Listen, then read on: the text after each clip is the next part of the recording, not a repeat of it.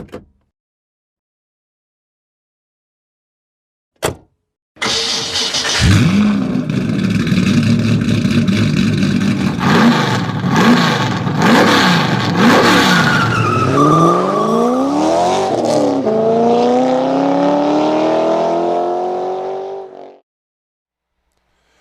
evening, ladies and gentlemen, and welcome to the Magic Mile, New Hampshire Motor Speedway, where tonight the stars and cars of the High Slide Cup Series kick off the championship round of the playoffs.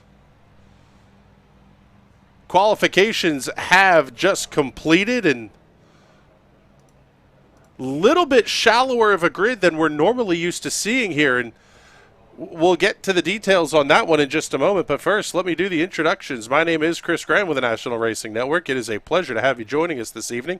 As always, James Watson, Patrick Byrne joining me in the booth tonight, and I tell you what here, James, a little bit shorter of a field, but that may mean a very quick race.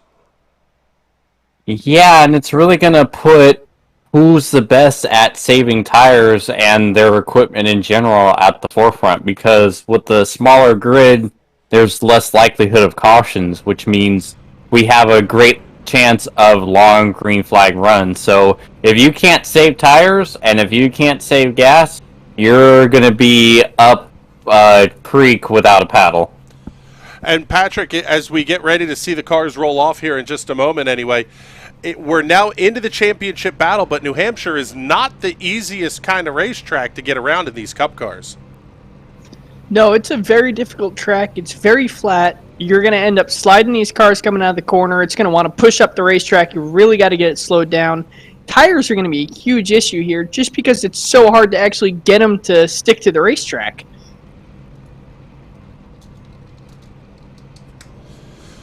Well, as the last couple of cars are getting in here, let's take a look at the starting grid for tonight's race. Joseph Causey earns the pole position with a lap time 29.109 seconds. Almost a quarter of a second faster than teammate Jason Miz. Those two cars will occupy the front row. Nick Locker, Derek Grigsby on row number 2. Brian Shaw, Taylor Toller on row 3. Row number 4, Anthony Probst and Andy Briganti. Peter Hodgson, Andrew Schroeder on row 5, Wendell Elliott, and Darrell Rector on row number 6. Alan Martin and Mike Pittman Jr. will be in the final row here this evening. And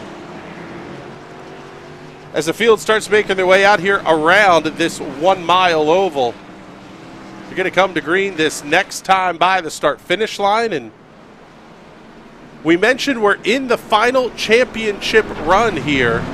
5 drivers are eligible for the championship: Wendell Elliott, Cody Henderson, Nathan Aldrich, Christian Converse, and Alan Martin. Only 2 of those drivers are in the field here this evening: Wendell Elliott and Alan Martin.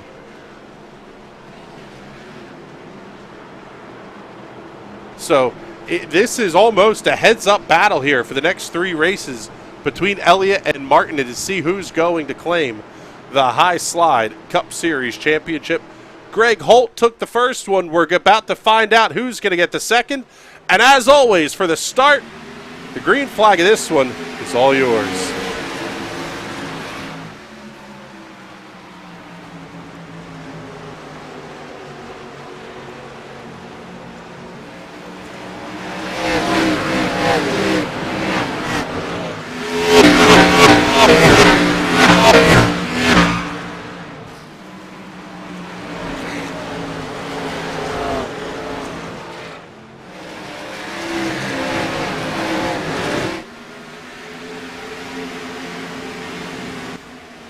Lap number 1 is in the books, and it's going to belong to Joseph Causey.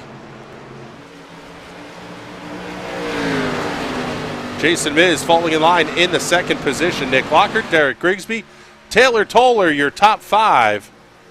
And not really a surprise here, at least early on, with the exception of this battle between Andy Briganti, Brian Shaw, and Wendell Elliott. Just about everything has started to settle in. Almost single file here. And guys, one of the interesting things we're going to see here tonight, the timing of the stage break caution is flipped for this round. Stage number 1 is going to end at lap 50 with no caution flag. Stage number 2 will end at lap 100 with the caution flag. James, how does that change your thought process as a driver in the car, knowing that you're going to make at least one, if not two stops before that caution flag were to come out? Yeah, it definitely makes you try to do some research and practice and see what exactly you can get fuel and tire wise, because you'd like to make as few green flag pit stops as you can, because you never know what's going to happen. If the caution comes out, you're trapped multiple laps down and absolutely tanks chances of getting a good finish. So you're wanting to get as close to the stage break caution as you can. Seeing trouble on the racetrack for Andrew Schroeder. Gets to the hot shoe race. Oh, another car going around down to the inside. That was Jason Miz having an issue. Schroeder with a big hit into the outside retaining wall. Schroeder having to take the tow back into the pits. However, keep an eye here on Jason Miz. He was running in the second position off of turn number 2. Little lazy slide into the inside, but big contact with the inside Armco barrier. He has to take the tow back into the pit area. Already a couple of cars down here early in this one. Yeah, it's a very tough track to get around, and you just get on the gas a little too early and it'll come around on you. You hit the brakes a little too late, it's going to want to slide up that outside wall. It's very, very tricky around here. See the 42 with Derek Grigsby up against the outside retaining wall.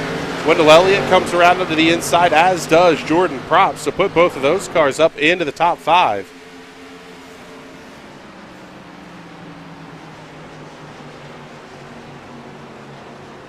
Let's run you through the field here. Joseph Causey all by his lonesome out at the front. So we work lap number 8. Running in the second position is Nick Lockard. The Lockard.it entry. I want to thank Lockard.it along with Alarm Technology Security Systems, Ray's Import from Smithfield, Virginia, and Aquatic Express for their support of the High Slide Cup Series. See another car. Go ahead. Looks like that might have been Joseph Causey almost getting into the wall out of 4. Yeah, this tells me we are going to see a definite handful here. And you saw the dip that Causey went through on the exit of turn 2. That really can play havoc with these race cars. Yeah, you have to run the suspensions. You're almost soft but almost stiff here to where that bump in the track, it's really upsetting the car, shooting that tire up into the fender well. And if that spring can't keep it in control, keep it in contact with the ground, it's going to shoot that car around and make it really unpredictable to drive.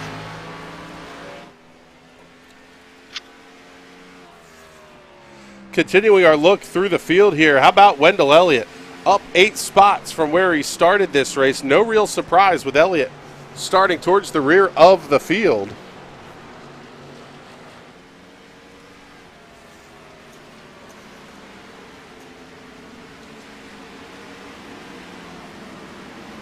Running in the 4th position is Jordan Props in the number 98. Rounding out your top 5, Taylor Toller in the number 20. The rookie's been pretty darn good this far into the season, joining late in the season. Toller's been pretty darn impressive. Andy Briganti running just behind them in the Lamborghini liveried number 13 Chevrolet Camaro. Derek Grigsby, the first car to have lost positions. He's down 3 to run in the 7th position. And then the second of your 2 championship contenders, Alan Martin in the 05 Landshark Chevy Camaro. He runs in the 8th position. The 81 of Brian Shaw, the Musco Lighting entry, just back behind Martin. And then the 51 of Darrell Rector. Rector up 2 spots from where we started the race a little bit ago, trying to make it 3 to the inside of Shaw into turn number 1. And he'll make that pass look easy off turn number 2. Mike Pittman Jr. running in the 11th position is up 3 spots from where he started. Got a little help from Jason Miz and Andrew Schroeder that are both out of the race. Peter Hodgson, the final car running on the racetrack, currently running in the 12th position.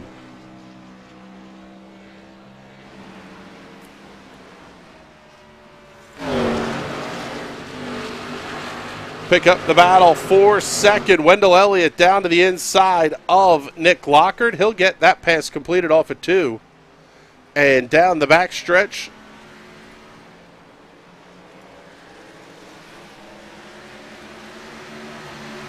Petey Pop Maniacs checking in the comments. Alda Hernandez checking in for the Bay Area. Thank you very much for tuning in this evening. We appreciate that. Ooh, Bay Area represent. Let's go. Sorry. Wendell Elliott so far, he's going to be your hard charger, up 9 spots. It looks like he's running about the same lap times Joseph Causey right now. But we'll see this time as he goes across stripe. Looks like Joseph Causey is still going to be pulling away from him. Nope, I'll take that back. Wendell Elliott crossing into the sub-30s. He just ran a 29.87 versus Joseph Causey's 30 flat. He is going to slowly but surely chase down Joseph Causey.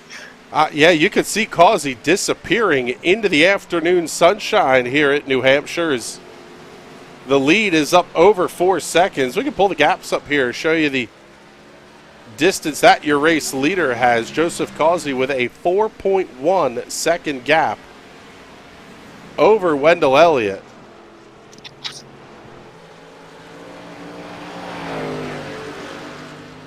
Taking a look at the intervals, that's going to show you where the tight battles are here on the racetrack, and it's going to be Nick Lockard and Jordan Props battling. Props with a big dive down to the inside into 3. Lockard content to give the position up because, well, quite frankly, he's about one of the more cerebral drivers that we've had here this season. Very content to let other people run their tires off.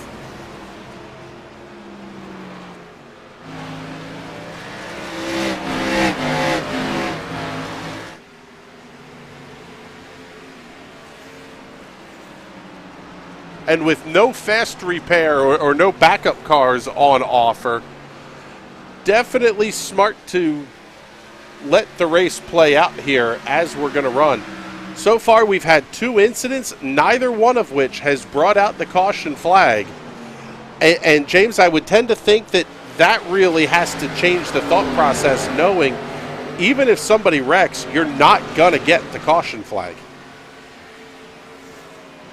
Yeah, it makes it a little difficult. It in some ways it kind of makes you not want to drive as hard and risk making a serious mistake because you're probably not going to get any sort of caution to help you if you spin or put it in the wall. Yeah, with such a small field, the cars are so spaced out to where one car can have a spin. As long as it's a single car spin, they get it out of the way. There's no reason to throw that caution. Nobody else is in danger, so you really do not want to end up making a mistake here. Good 3-car battle. Derek Grigsby, Daryl Rector, Brian Shaw. This is the fight for 7th, 8th, and 9th position. Oh, man, Rector down to the inside of Grigsby. Almost got a little bit into that left rear quarter panel of the 42. He'll clear him down the front stretch. New Hampshire is painted as though it's 5 lanes wide. The reality here, one car going off the racetrack, Andy Briganti with a big hit down into the inside wall. I believe he was trying to take the chicane there for the road course and just missed it a little bit. Get you a look at the Hot Shoe Raceware instant replay. He's got it a little bit loose, tried to correct hard into the tires for Andy Briganti. And that's exactly what we're talking about. That bump there just gets the car upset, and you end up chasing all the way down the inside. There's not going to be a caution for you doing that. He's going to be way back. He's going to go multiple laps down because of that incident. Yeah, and the biggest part of that is he's not, to the other drivers in the field as well, you're not going to get the caution flag for that, where Caution is out on the speedway. Trouble on the racetrack for Taylor Toller. Get you the replay here on this one. Running just back behind Nick Lockhart off of turn number 4. Same thing. Car just starts to break loose on corner exits right at that transition. Sitting broadside to about half the field. That will bring out a caution flag. Now this is going to bring Wendell Elliott right up Josie Causey's rear bumper. Actually, they're going to start side by side. But Wendell Elliott has been routinely clicking off faster lap times. I'm curious to see if he's able to get the jump on that restart, make the move on Joseph Causey, and just run away with this thing. Hearing about a maximum of 52 or so laps is what these drivers are going to be able to do on fuel and tires. However, with 5 sets available, I would tend to think you're probably going to see everybody on pit road here.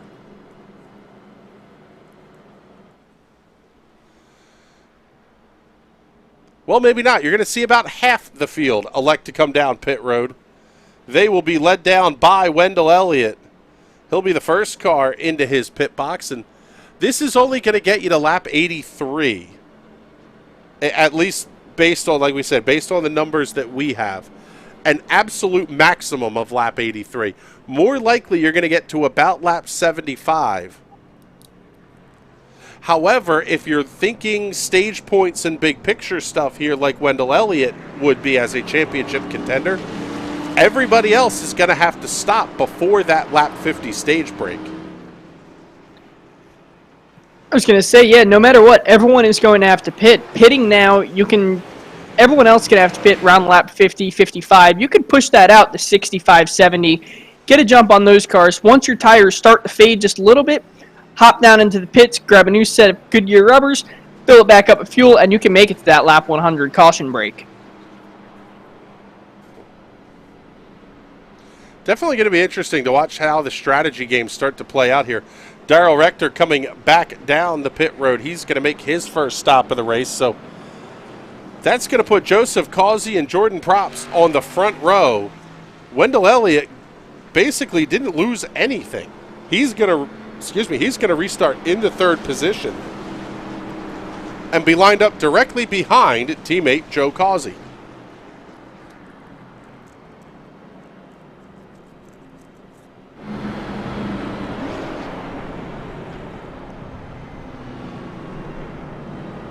Yeah, that inside line is the preferred groove around here, so being able to just give Joseph Causey a push on that restart, clear the rest of the field, clear Anthony Props there, and then they could just fight it out. Joseph Causey, being not in the contention for championship, might even just let Wendell Elliott drive on by and run away with the thing. See if we can't sneak a quick word in here with race leader Joe Causey. And tell you what, Joe, that 88 Performance Sim Sport Miami Hurricanes machine looks pretty darn good out there tonight. It feels pretty good. We haven't had to contend with nobody, so we'll see now that we got some contenders behind me now. Yeah, how does that change your thought process when the field's a little bit lighter, and then especially you check out the way you did? You're really you're gonna have to go back to racing hard here.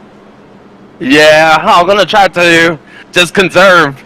I'm gonna try to stay in front, try to get a good jump here at this restart, and try to stick out front. All right, Joe, thank you very much. We appreciate the time, brother. And yeah, that's it. Basically, in this game now, it's stay out front. You're not going to get the help from cautions. We're not going to see the abject insanity that we saw in some races earlier this season. This one almost has a feel of like it could run like a road course. Count it backwards, see where you're going to have to make your stops, and go from there.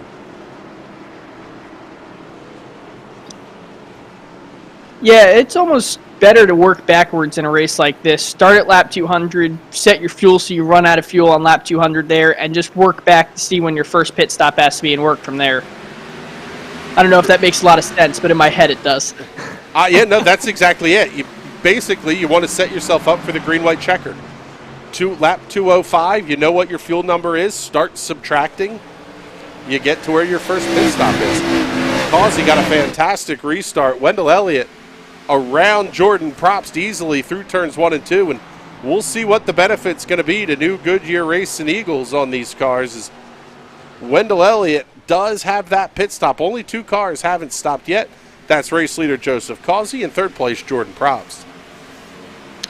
Now, Wendell Elliott on those fresher tires, he's just going to absolutely run away with this. Difference between 25 laps and 0 laps on tires is about 2 seconds. So if Wendell Elliott isn't going to pass Joseph Causey here soon, it's just because he's saving hard.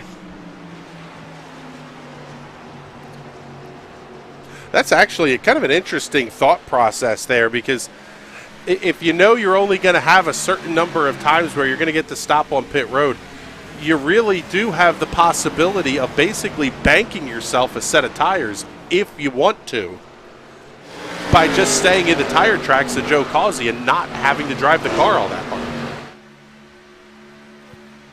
Yeah, sitting behind Joseph Causey, he has the advantage of saving fuel, drafting him down the straightaways. Sitting behind him in the turns, just relaxing, not heating those tires, not flexing them, not wearing them. And when the time comes to when everyone else is starting to make their pit stops, that's when you can really get on it, build that gap, then pit at your own leisure, and make it to that lap 100. Darrell Rector looking to the inside of Taylor Toller into turn number 1. That's the battle for the 10th position. PD Pop Nation going to be getting up in arms a little bit here as Hodgson up 2 spots from where he started the race and working on Derek Grigsby. How about Alan Martin big down to the inside, though, off at turn number 4. And right where you have that transition, James, is the car really gets unsettled there, because the right side tires still have a little bit of banking and the left sides have just absolutely fallen off. Yeah, you really got to be careful with your line selection here. If you're not careful, you can really upset the car because of how the banking is on the inside of the track and then more towards up at the top. Personally, I've always tried to run kind of in the middle because I felt like the rougher bit on the outer side had a little bit more grip for the right side tires, and I can put a little more throttle in and carry a lot more speed around the corner. Yeah, one interesting thing to note about this track is it's not like Atlanta or Texas where the progressive banking is kind of curved and sloped up. It is one profile of banking and then an angle to the next profile on those top 3 lanes. So it's very tricky to try and get your car right over that seam. Yeah, and because of that, it almost feels like the very inside lanes are off camber. Because if you hit it, you kind of feel the left side of the car raise up. And so that really upsets the car. The other one that I've heard drivers talk about here about New Hampshire Motor Speedway is driving through the seams. And it's sort of that transition about 3 lanes up. If you get the car split on the seam, it seems like you're okay. If the right side tires hit the seam, you could definitely be in a world of hurt on corner exit. Yeah, just like how the IndyCar drivers talk about it, Auto Club, where there's those seams in the racetrack. If you hit them, it's very, very slick. Car wants to try and kill you. But if you're in between them, tires aren't actually touching that seam, it's mint. That is the best way to drive around that racetrack. Brian Shaw and Alan Martin doing battle. That is the fight for the 6th position. Martin, the second of our 2 championship contenders that are entered into the race here tonight. Cody Henderson, Nathan Aldrich, Christian Converse. 3 of the 5 championship contenders not entered in the race here this evening.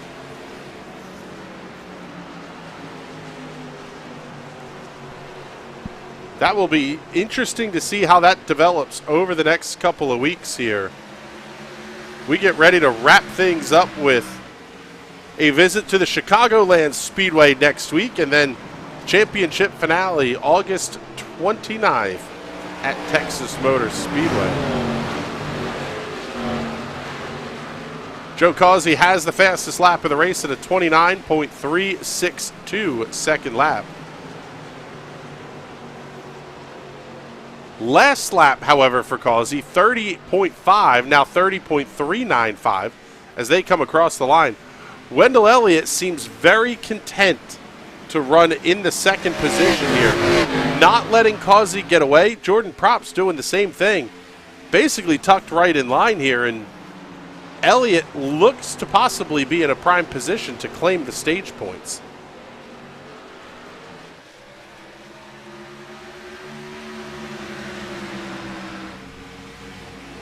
Something we haven't discussed yet, the weather conditions for today's race. As always, brought to you by our friends at the Weather Center. Offensively accurate weather information for Eastern Pennsylvania. 72-degree track temperature, 45% humidity, winds just about out of the north at 7 miles an hour. Clear skies, 84-degree track temperature. I would imagine we're going to see that climb as the race goes on. But I tell you what here, James, just about perfect conditions for making speed here. Nice and cool, a lot of grip in that racetrack. Yeah, and this is one of the last places you want a hot, slick racetrack. Grip is already at a premium here. If it's slick and greasy, you're going to be suffering even more than you already are at New Hampshire. One good thing about New Hampshire, though, it's nice and up north. It's almost Canada, so it doesn't really get hot very often. Every time I've ever been to New Hampshire personally, it's always been freezing cold, even in the middle of August. It's practically Canada, he says. I mean, you can almost see Canada. Yeah, you can see Russia from your house. Joe Causey, your race leader, holding on by about 0.4 of a second over Wendell Elliott. Jordan Props runs third. Nick Lockard running in the fourth position, 6.5 seconds back of your race leaders. Looking at the lap times here, 30.6 the last time for Causey across the line, 31.1 for Nick Lockard. So he's, call it a half second, but he's been closer to a full second off the leader's pace here. Can you save that much fuel by backing off around this place? Yeah, because most of the time, most of this track is the straightaways. It's like Martinsville. It's just a bigger paperclip. So most of the time around this track, you're on the gas. So if you're lifting and coasting real early, kind of gliding it into the corners, any time you could take away off that throttle pedal is fuel saved. I would imagine also, James, a lot of these drivers are A-level licensed drivers. These are no slouch contenders here. They know the tricks. So you're not only off the throttle, but you're even potentially clutch and coast almost a halfway through the corner, potentially. Yeah, we've seen all season a lot of strategy shenanigans with Lockhart. He's definitely got something cooking. I really think I don't really know if he'll be able to stretch it that far, but he's going to get a lot of mileage out of that 10 car.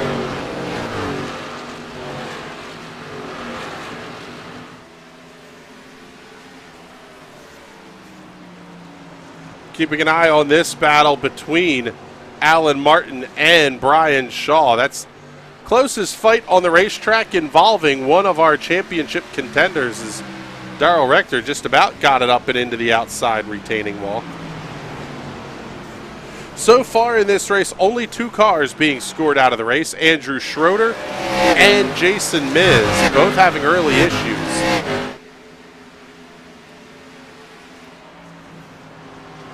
Nick Lockard up to the outside, and Peter Hodgson dives to his inside on the entry to 3.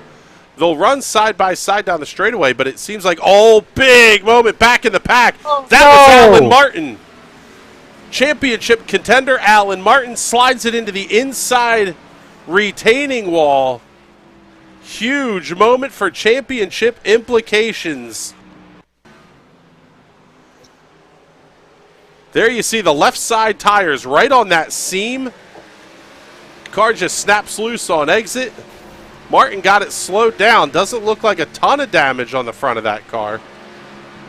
But at the very least, I would imagine he's probably looking at a repair the next time down pit road. Oh, absolutely. But it doesn't look like a lot of damage. Even if they have to cut the nose off this car, modifies are amazing here at this track. They run here at least twice a year.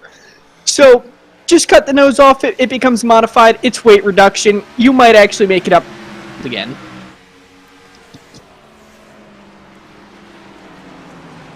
Patrick Byrne dropping absolute logic bombs on people here tonight. I'm not sure that we know what the hell he's talking about, but he's trying to make some sense here. What I don't get is what I don't get is why he doesn't drop these logic bombs all the time when he's out of the broadcast booth. He always fools us that he actually knows what he's talking about. Oh, that's fantastic. So we should be approaching pit stops here for Joe Causey and Anthony Probst. However, they look like they're going to be able to make it to the end of stage number 1. No caution flag here at the end of the stage. White flag will come out this time for stage number 1, and we'll see if Causey can hold on here.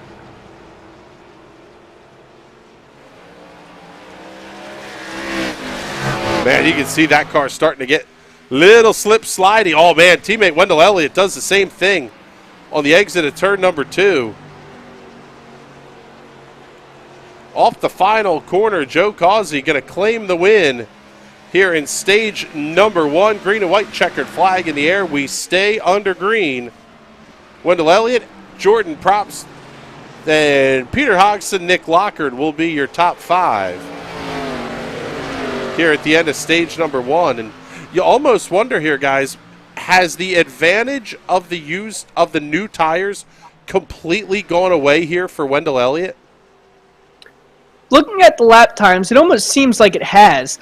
Although he is able to stay out later than Joseph Causey, who is pulling into the pits Caution now. on the Caution's speedway. out. Trouble on the racetrack. Looks like Derek Grigsby. Yeah, Derek Grigsby having an issue. Will stay here on Joe Causey's pit stop because that yellow could not have timed better for Joseph Causey. He's going to get to come down pit lane and complete the service. Provided he can get it done in time before the pace car comes around. No matter what, this is a crew chief's dream. You come into the pits, caution comes out after you pass those cones. If everyone else comes into the pits, it's a free pit stop. You're going to come back out right into the race lead as everyone is pitting right now. And there's no loss here. He is going to retain the race lead. Yep, Joseph Causey going to cycle his way back around as everybody else going to hit the pit lane.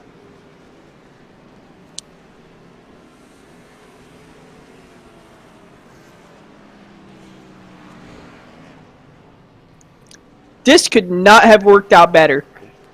Wendell Elliott down and away, but he is not going to be the first car off of pit road. That honor will belong to Peter Hodgson. 7.22 seconds. Time of the stop for Petey Pop. Let's say it almost looks like he just took 2 tires there. 2 tires and I guess theoretically maybe a short fill on fuel. See if we can't get a word here with Peter Hodgson. And Peter, Chris Graham in the NRN booth, do you have a copy on us? What's happening? Oh, brother, 7.22 seconds on the stop. Is there a little bit of a strategy play there, perhaps? Yeah, everybody took tires on that first stop. So I took tires. That's how I went from. I was in like last place, so I was like, nah, I ain't gonna do that. I was hoping that this went caution free all the way to lap 100, and that would have really helped me out. But that didn't happen. So I got gas this time. But let me see what my tires are for y'all. I'm at 91% on the right front, so, and 97 on the left. So I'm actually not too bad on the lefts right there. I was going to say, you sound like you're in pretty good shape here. Excellent strategy call there. Well, we'll see how it goes because everybody behind me has fresh tires, so. It'll be interesting to watch, that's for sure. Thank you very much for checking in with us there, Peter. And look at that, Petey Pop Maniacs getting some airtime here as well. I just like to point out, how in the world did he do 50 laps at New Hampshire and still have 91% on the right front? Is it possible to learn that power? It's just really conserving your equipment. One thing we're going to have to watch out for, though, is he's got a heat cycle on those tires. He's pulled into the pits, he has stopped, let them cool down, and now he's back on the racetrack again. I'd be wary and watch for him to spin his tires a little bit on this restart. If he can make it out of the hole without spinning those tires, he's going to be in great shape to hold on to that position, though. Will definitely be interesting to watch, that's for sure. Causey and Hodgson on row number 1. Elliott and Probst on row 2. Going to be Lockard and Shaw on row 3. Pittman and Toller, row number 4 here for the restart. Still 12 of the 14 starters on the racetrack, and everybody is on the lead lap.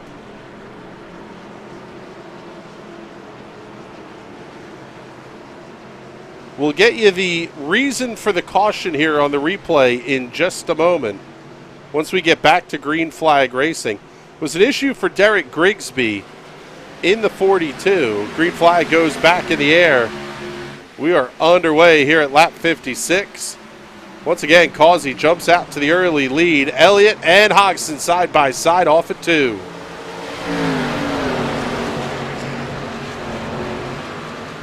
Not much of a battle there. Is Elliott able to easily come around Peter Hodgson? He's going to have to fight Jordan Probst. And that really is, like you said, Patrick, it's as much about getting the heat built back up in the tires. You can go backwards a little bit. That's not a huge deal. Because at this point, he's committed to the strategy of maintain the equipment. Yeah, as long as he holds on to those tires. Oh, as it looks like he's sliding around. He does save it, gets back onto the back straightaway. Doesn't seem like he loses anything. But if he can hang on to those tires, not do that again, he might be able to make it to lap 100 here and pick up a few positions.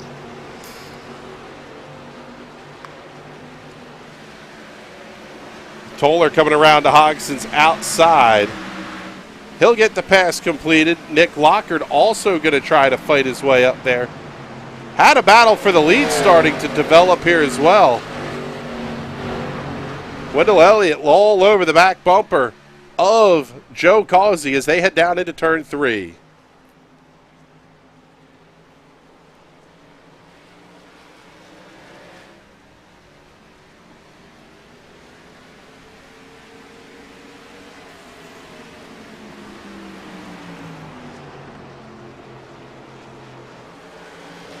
Side by side, it looks like Wendell Elliott's really going to try to make it, but Joseph Causey here on the high side, he's going to have the run coming out of the corner.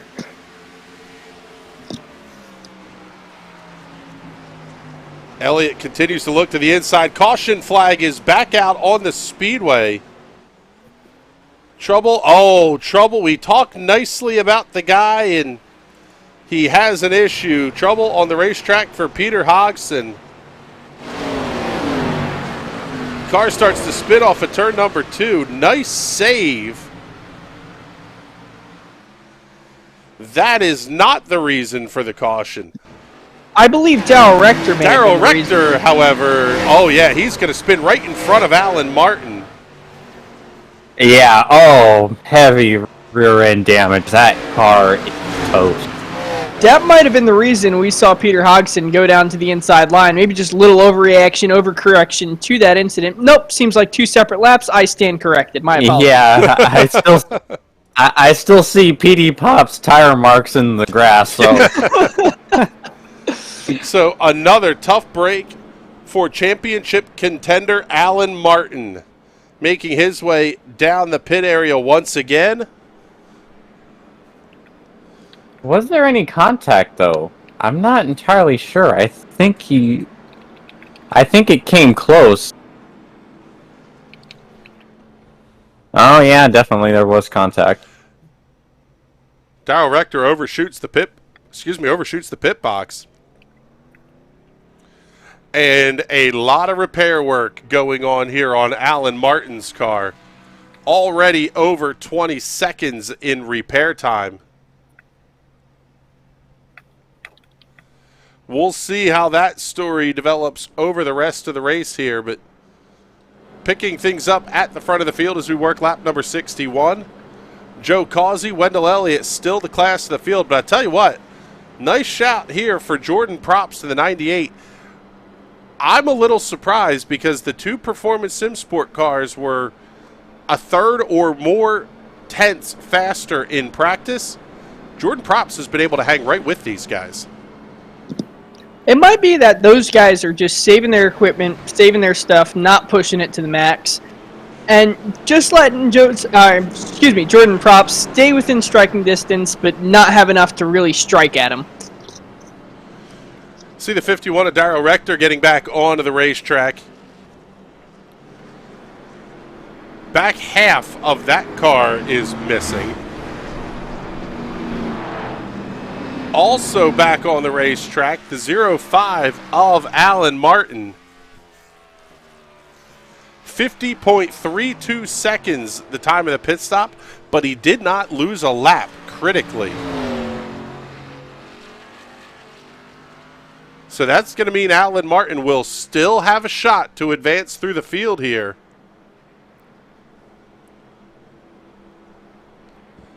Should get the 1 to go signal this next time by the flag stand. All the race leaders making their pit stops right around lap 51 to 52. For some of these cars, that's their second stop. Here's where things start to get interesting. They can make it the rest of the way with the stop at lap 51. They can make it to the end of stage number 2. And especially with the caution flags that we've had.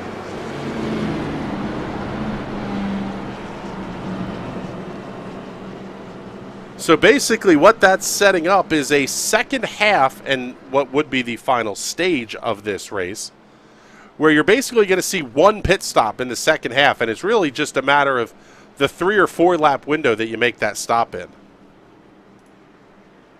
Yeah, it's going to be key timing it to where you don't open yourself up to the undercut, getting trapped by a bad caution, or just completely airmailing it through your box itself. Seeing Cody Henderson checking in. Get him, Pete. I had to take a sick day. Tough break there, Cody. Hopefully we see you back here next Sunday night. Green flag goes back in the air once again. Causey's going to lead the field into turn number 1, and Causey has led every lap of this race, benefiting from the cycle of pit stops, every lap but one. But here comes Wendell Elliott looking down to the inside.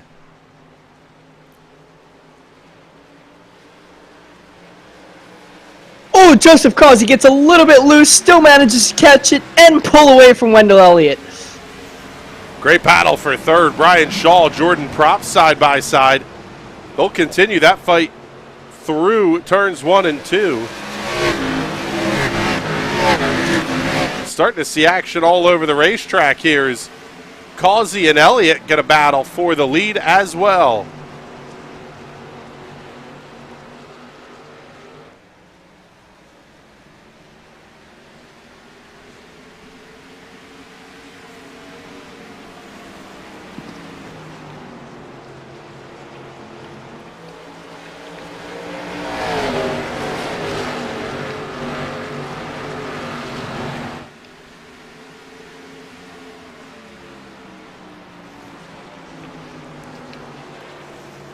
This racing at the front, pretty darn good between Joe Causey and Wendell Elliott.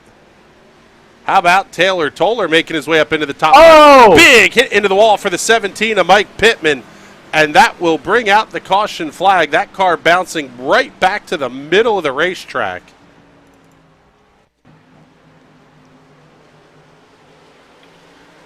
The Valvoline Toyota Camry just a little bit loose off of turn number 4. Big hit into the inside wall, but the way that car bounced back in front of everybody, that's what brings out the caution flag. Hard to believe we're 68 laps in, and this is our 4th or 5th caution flag of the race. Mostly single car incidents. You have to wonder, though, here, guys, at some point, does an alternate strategy start to creep into your head? With all these caution laps, you're now able to bank a bunch of fuel I guess one way or the other, you're going to have to go. There's no way you can make it on one more stop from here. No, I think at lap 100, it's going to be a full field reset. Everyone's just going to come down, grab that fuel, and you're going to have another 100-lap battle to that checkered flag, just like we're seeing now to that stage break. Yeah, we won't see any of the real strategy shenanigans kick in until the second half of the race, when the guaranteed stage break is over. Alan Martin, Peter Hodgson, Mike Pittman making their way down into the pit area.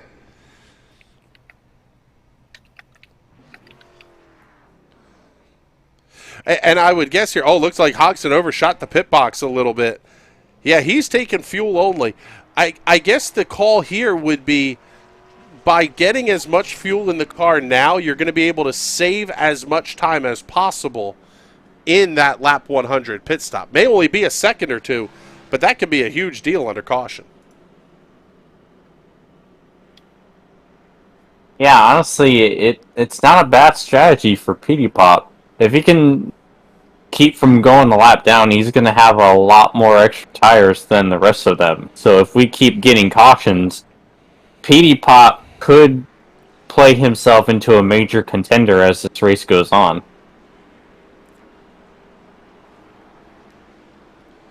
Darrell Rector making his way back down the pit lane. This will be stop number 4 for Rector. Lights are still on the iRacing safety car. I thought we had Joseph Causey making a bit of an interesting call here, electing to restart this race on the outside of the racetrack.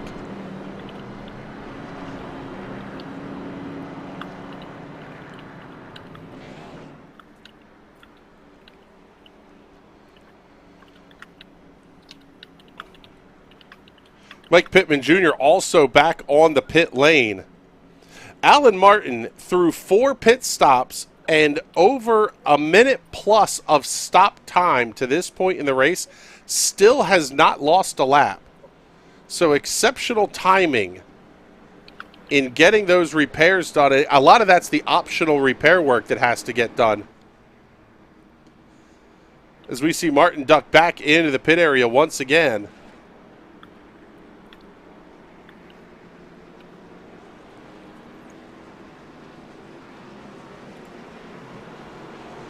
The lights are out. We're going to get doubled up and go side by side for the restart. Causey and Elliott on row number 1. Propston and Toller, on row 2. Shaw and Lockard on row 3.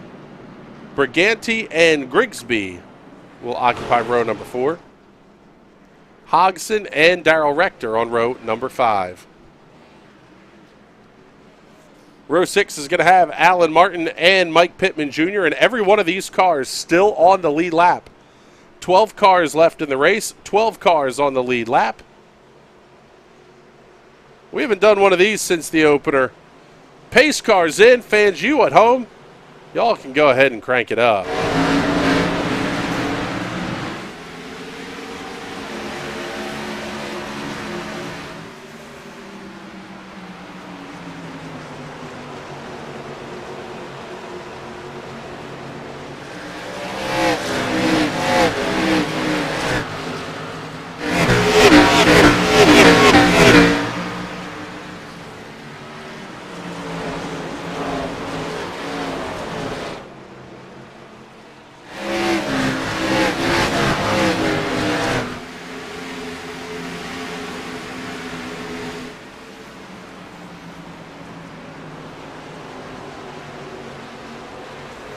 A fantastic side-by-side duel between Taylor Toller and Jordan Probst will continue down the back straightaway.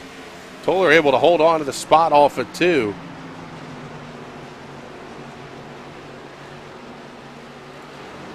A little deeper in the field, Andy Briganti looking to the inside of Derek Grigsby.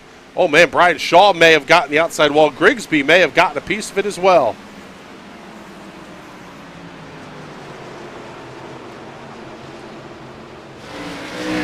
Briganti went absolutely full send into turn number 1 there. Almost got into the back of Derek Grigsby. The hoodless number 13 of Andy Briganti. Half modified. Yeah, he's just doing it for the extra cooling. Probably starting to heat up a little bit. Sure, he might need it. Yeah, I was going to say, the crew definitely just pulled that off in the pit lane. Car was overheating a little bit after that contact, decided to pull it off, told the sponsor they'll pay him back, and just sent the car back on the racetrack. Briganti leading the Mod Lights division here. Whoa, big save by, I believe it was Pittman. He got real sideways off of the corner. Or it might be Richter. I don't know. The car was missing a lot of body parts. I could not figure which one it was. Rector and Martin fighting down the front straightaway. Down to 25 to go here in stage number 2. It's going to be the halfway point of the stage. Martin able to clear Rector off the corner. You know, we've made a lot of talk about the modifieds on the track right now. I just like to give some credit for Darrell Rector running the late model around here with the lack of the rear bumper parts.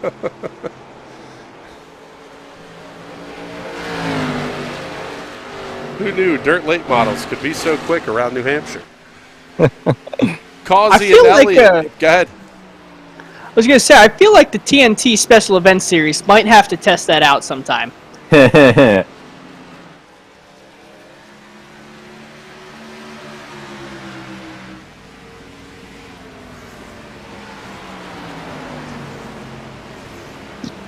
As we see Wendell Elliott trying to make a big move here on Joseph Causey. Going to get to the quarter panel, but again, Causey just be able to make that run off the high line and clear him. I feel like one of these times around, we're just going to see Wendell Elliott kind of send it in there and move Joseph Causey up a little bit. Say, teammates don't matter here. I'm in the championship. You're not. Move out of the way.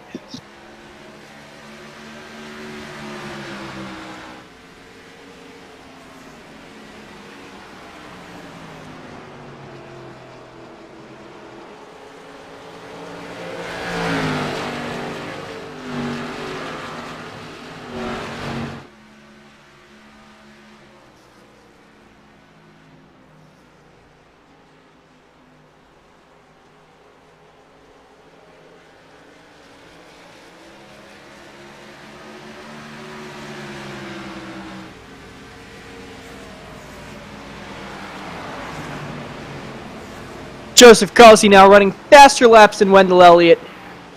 Just pulling away just ever so slightly. I feel like Wendell Elliott now is trying to conserve his stuff, just stay in there for the fight when lap 100 comes around, that caution break comes around.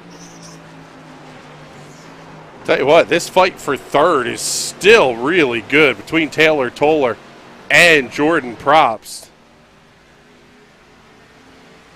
Toller getting so close to that outside concrete barrier. One of those racetracks that does not have safer barrier all the way around. Yeah, when you hit those barriers, the concrete barriers going down those straightaways, they hurt. You do not want to nose into those. So even though this is a sim, those drivers are still going to be very careful not to hit those because they can tear up a race car really, really easily. I was going to say, iRacing's collision modeling physics differs between hitting a safer barrier and hitting those concrete walls. So where you might get a little bit of a stripe on the car if you make a safer barrier contact in the corners, you pancake the car against the concrete, you're going to mess up the handling characteristics in a big way. Yeah, it'll turn you from a cup car into a modified real quick.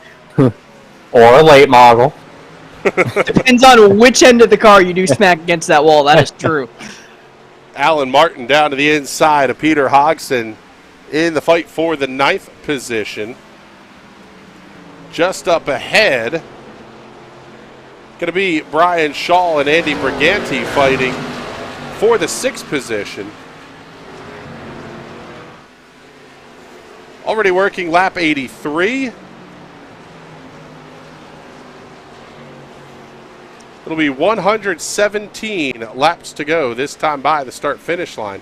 Old Nick Lockard may have gotten a piece of that outside wall on corner exit. And I tell you what, guys, we're really starting to see here now as the tires are falling off, the cars are becoming a big-time handful.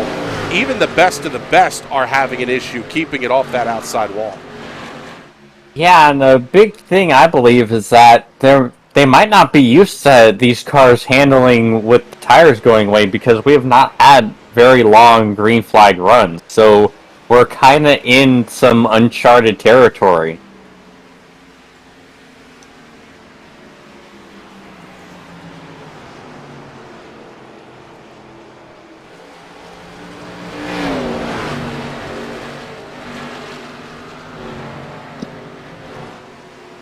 Going to be 15 to go here in stage number 2 for Joseph Causey.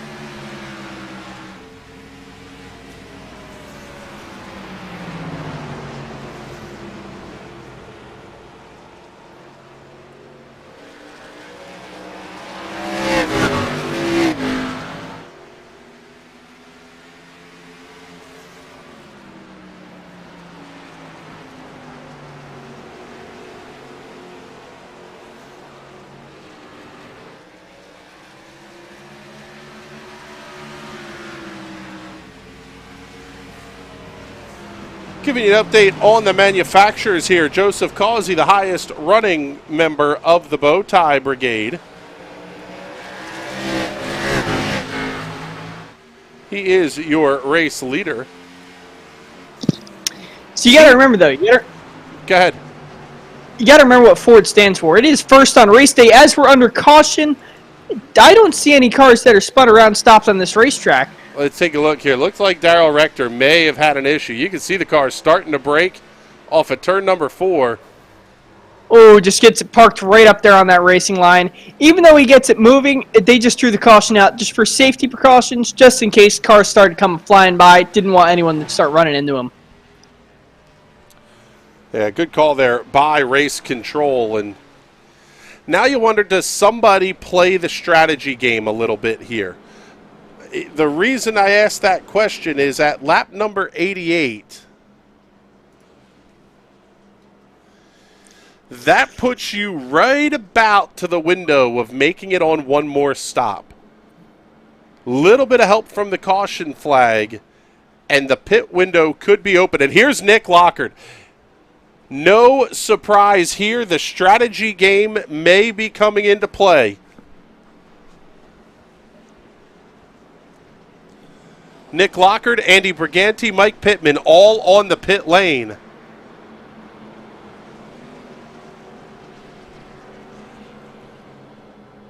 We haven't seen a full fuel run yet out of these cars. I say if you're one of those guys up front, there's no need to pit. You have only 10 laps to go for that stage break. You know you have a caution. You want to go out there, get those stage points, especially if you're Wendell Elliott right now. He's in perfect position. If he has good teammates, good friends with Joseph Causey, I believe, would not park it, but just let Wendell Elliott go by, get those stage win, get stage points, guarantee himself a win in this championship. Everyone else, though, behind them, there's no reason not to pit right now. You know Joseph Causey, Wendell Elliott, Jordan Props, they're all going to pit when that lap 100 comes around. So why not take free tires right now and go out and get them? Yeah, because I question the ability. I kind of question the end game because we saw with PD Pop, he had still 91% on his right front and was eaten alive immediately on that one restart part. You're going to put a decent amount of lap on your tires when we finally get to the stage break. So everyone that comes in and gets fresh tires, they're going to be able to get by the guys that pitted now fairly easily. And then the guys that pitted right now are going to be stuck on older tires, suffering until they get to the point where they can pit. But they're already going to lose so much ground that any gain they can get now is going to be pretty pointless.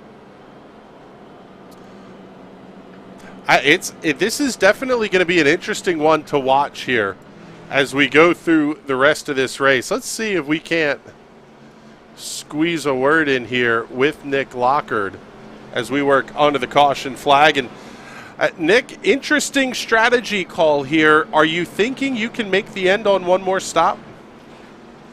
That's exactly what the plan is. I can make it one more stop. Are you worried at all about the tire wear, and you're going to have about 10 lap older tires when we come back for the restart at the stage break? Yeah, that is something I'm a little concerned about. I've been blistering the right rear earlier on, so I got to take it easy here.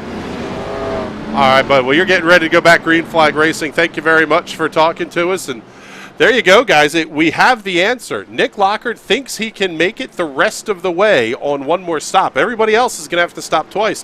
What are your thoughts here? Is this genius? Is this insane? What's the thought process here, guys? I think it's a little insane. We're not even halfway through this race, and only on one more stop is a little crazy, but if he can save the fuel, he thinks he can do it. I want to see it. Green flag goes back in the air. Causey again gets a fantastic restart. Elliott holds on to second. Toller and Props battle side by side into one.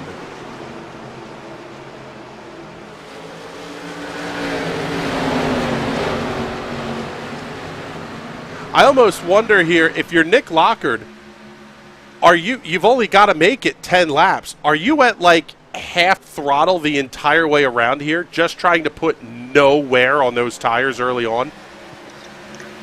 You might be. That might be one way to look at it. One way to play the strategy is just don't wear the tires. Just stay on that lead lap. Doesn't matter what else you do. I wouldn't be surprised if he's passed by Andy Briganti and Michael Pittman as well.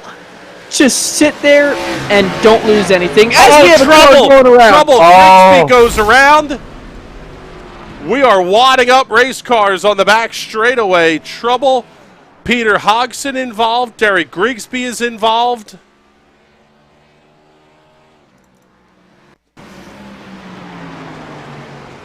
Seeing Alan Martin right in the middle of this as well.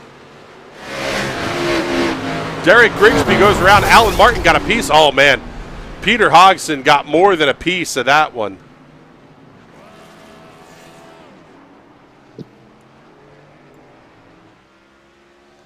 Take a look here. Get you a view from the NRN drone.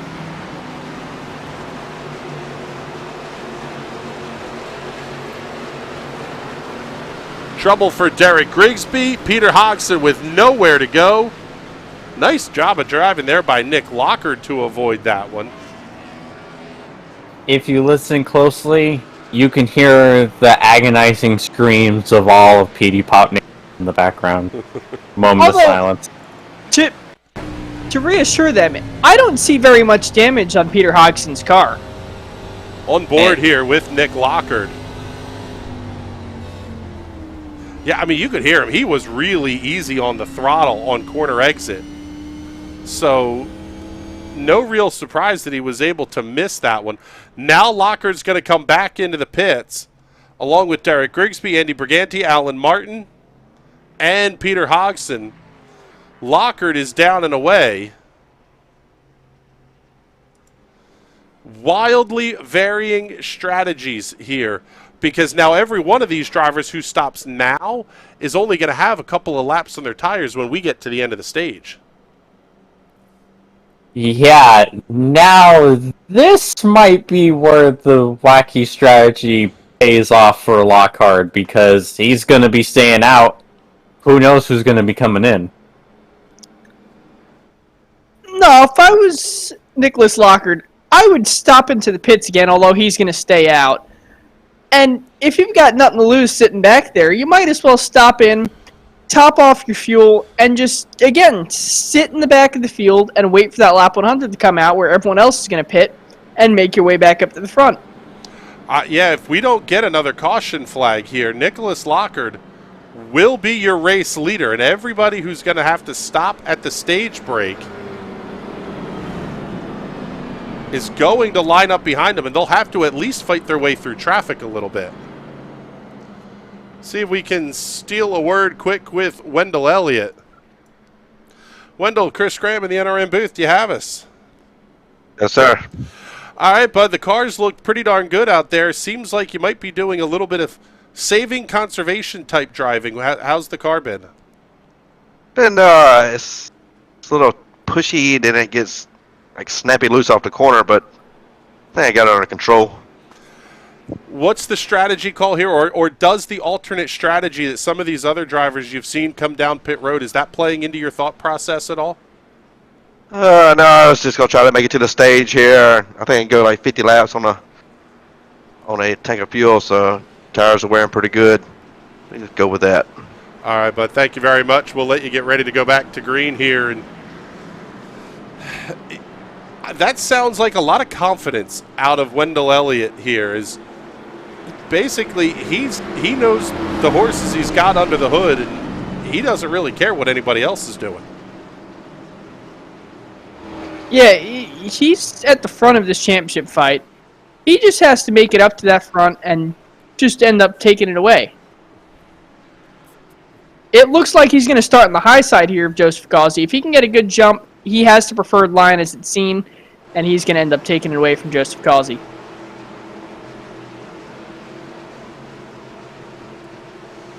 Field making their way off of turn number 4. Going to be a 3-lap dash to the end of stage number 2. Green flag goes back in the air. We're underway once again. Elliott slots right back in line. Causey holds on to the race lead. Taylor Toller up against the outside. He's going to have Brian Shaw look his inside off of 2. Oh, they make contact! That was a big moment. How about Andy Briganti way down to the inside of Nick Lockard? He's going to go 2 for 1 off of 4, trying to come around Shaw. Not going to have anything for him coming out of turn 4, but going in turns 1 and 2, taking that inside line, it seems like he's really got something down there. His car is working really well on that low line. As now we see Wendell Elliott trying to make a move down on Joseph Gauzy. Will he get him by the quarter entrance? They're going to be side by side going in. Dead even going into the mid quarter. Coming out of it, it looks like Joseph Gauzy will get a little bit of a run. Wendell Elliott gets a little loose. Almost contact. That was tight off of 4. Jordan Prop's going to be right there. White flag is out, down to 1 lap to go here in stage number 2, and we'll see the caution flag next time by the flag stand. Still by side. Brian Shaw big into the outside wall off of 2. Elliott looks to the inside. Causey grabs the binders just a little bit. Tries to make the power move off the corner. They'll drag race down to the line. Causey's going to get a little bit loose. At the end of the stage, Wendell Elliott grabs the lead at the end of stage number 2. That was a close one. Big playoff point there for Wendell Elliott. One of the 2 championship-eligible drivers in the race here this evening. Wendell Elliott claims stage number 2.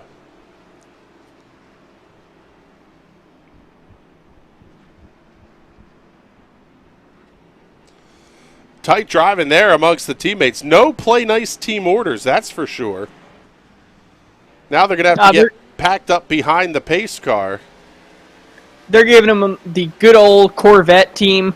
Boys, have at it, just don't wreck each other.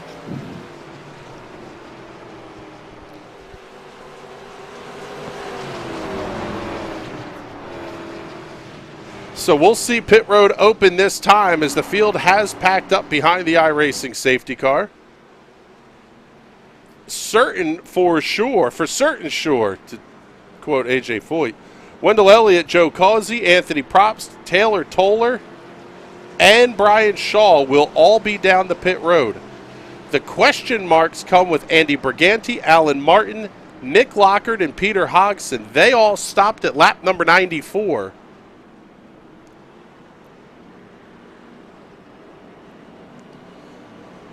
Interesting.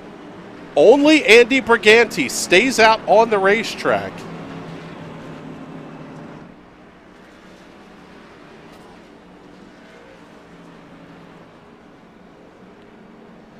Seeing everybody hitting their marks.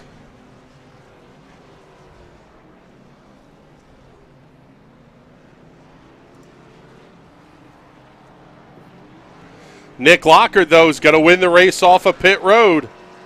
As expected, short pit stop for Nick Lockard. Wendell Elliott going to be the second car off of pit road. 14.92 seconds on the stop for Elliott. 4 Goodyear Racing Eagles, 2 cans of Sunoco fuel. Joe Causey, Jordan Prop, Taylor Toller. The first 5 cars off the pit lane. Time of the stop for Nick Lockard, 4.93 seconds. And how about this one, race fans? Andy Briganti is your race leader. No, that hood is not transparent. It's long gone.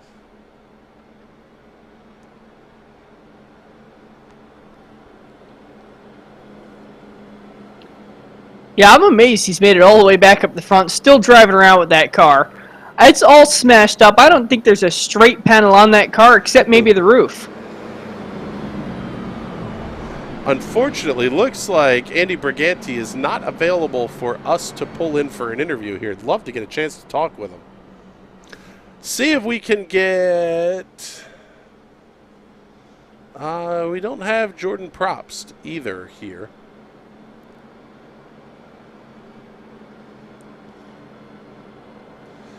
Let's try to pick up the 20 of Taylor Toller. See if we can sneak a quick word here. Taylor, Chris Graham in the NRN booth. Do you have us? Yes, sir. All right, bud. That number 20 is looking pretty darn good out there tonight. How's the car feel? Really loose. And I think that goes for everybody here. Everybody's been just kind of talking about how loose their cars really are. So it's been an animal to fight all night. What changes can you make here as we get late in this race? Probably only one more pit stop left. Do you have any big swings left to take at it? Well, we've thrown everything but the kitchen sink at it, and I think I might just have an ace up my sleeve. So we're going to give it a go here and see what happens. All right, Taylor, thank you very much. We appreciate it. And there you go, calling the ace up his sleeve. I wonder what that could possibly be. There's only so much you can adjust on these cars. Even things in-car like brake bias, though, that can make a huge difference. Absolutely. I mean, if you figured out something in your setup where you can run a kind of forward bias in the beginning part of the race, but you have the option to move it back to the rear, get that car a little bit sideways going in, and really run hard, you could pick up a tenth of a second or more just doing that. Green flag back in the air. Briganti got a fantastic restart. How about Wendell Elliott looking down to the inside? 3 wide through 1 and 2. Wendell Elliott now taking the lead of that pack. He's going to try and chase down Andy Briganti. He's winning the drag race going in turn 3 and 4. He is going to clear him. It is easily Wendell Elliott for the lead of this race right now. Nick Lockard not going quietly into that good night. A little bit loose on corner exit. That's going to allow Causey to get up to his inside. Taylor Toller is going to be right there as well.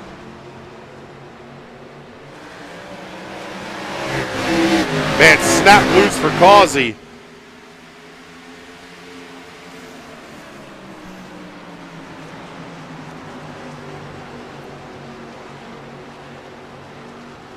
We heard Nick Lockard talk about trying to save the equipment. You wonder if some of that isn't what's going on here, because you have to make that final stop if you're going to have a shot here. The problem is you can't end up too far behind.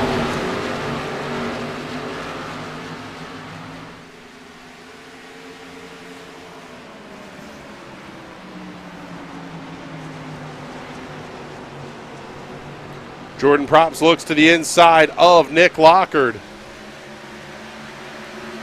Not quite close enough to attempt that pass.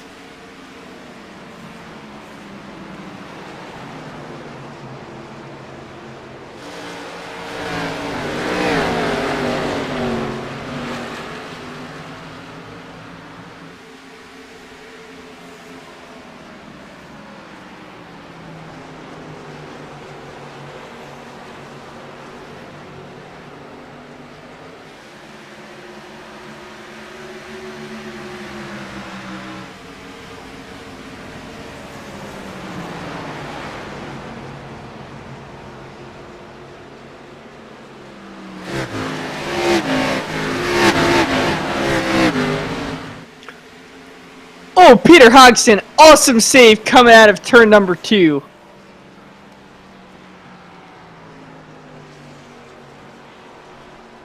As soon as we think things are settling down, they start to get, well, they're getting interesting in different ways here, because one of the things we're noticing, Wendell Elliott, Joseph Causey have checked out here on Taylor Toller, who runs in the 3rd position. Nick Lockard, Jordan Props going to battle side by side. Lockard able to hold on to the position for now. These drivers really are fighting just evil handling race cars right now.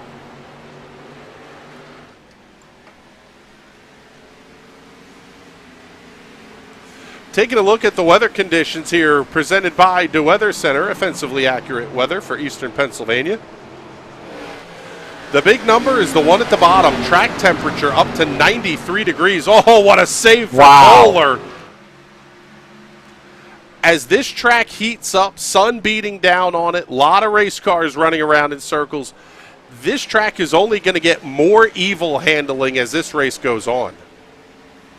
Yeah, we're seeing a lot of different lines from guys trying to make some sort of compromise for the car. I mean, a lap earlier saw Nick Lockhart up. Yeah, look at Shaw right up by the wall running the Larson line at here of all places.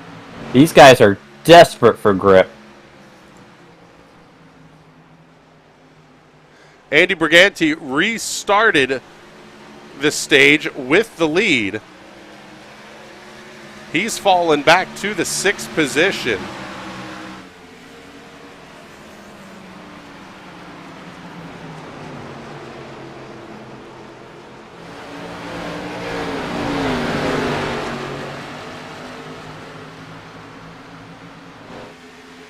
Man, that dip, bump, whatever it is off of turn 2 just looks absolutely evil for these drivers right now.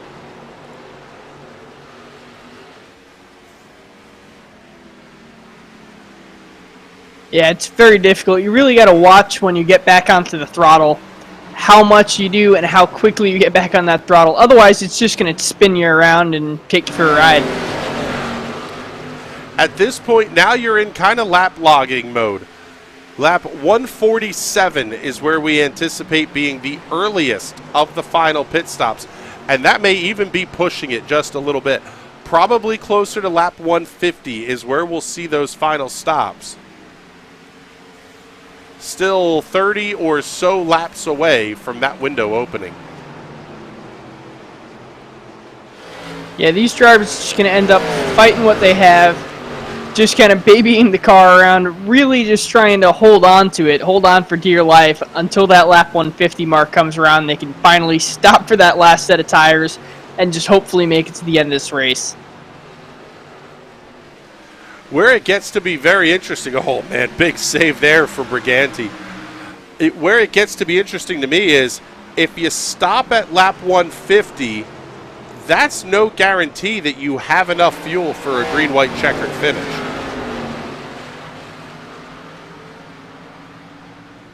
No, however, I'm not really predicting a green-white checker here, just because of how spaced out all these cars are. Unless someone goes around, spins, ends up blocking the track, there shouldn't be the need for a green-white checker. So I almost feel like you don't need to plan that into your strategy. That's just something that's going to happen if it happens. Yeah, but think about it. We said going into this race that we probably wouldn't get any cautions at all, and here it is, a bunch of cautions. So yeah, we're just past halfway, and we're 6 cautions deep into this race.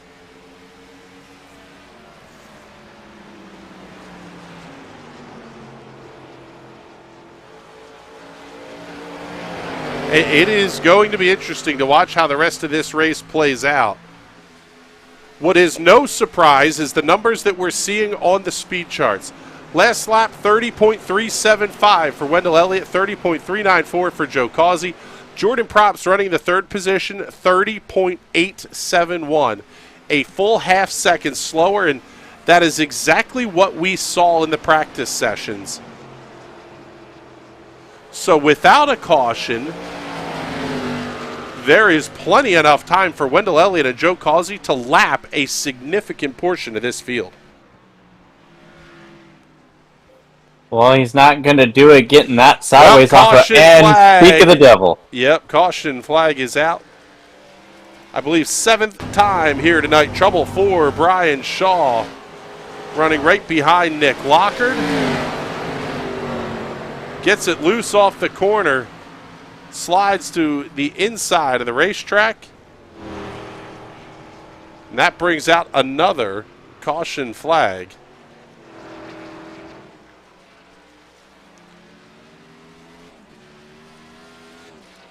So going back to the live look here, and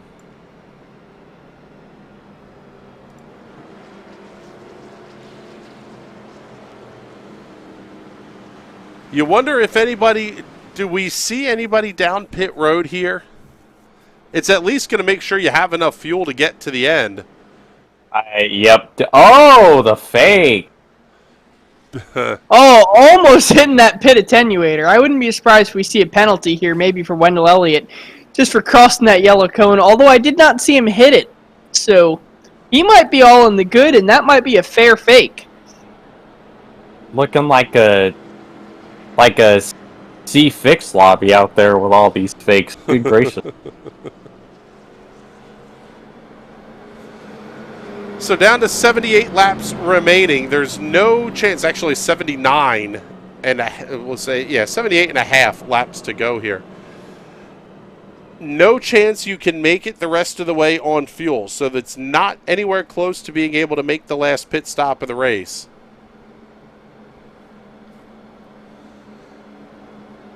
See if we can sneak a word with Joe Causey here.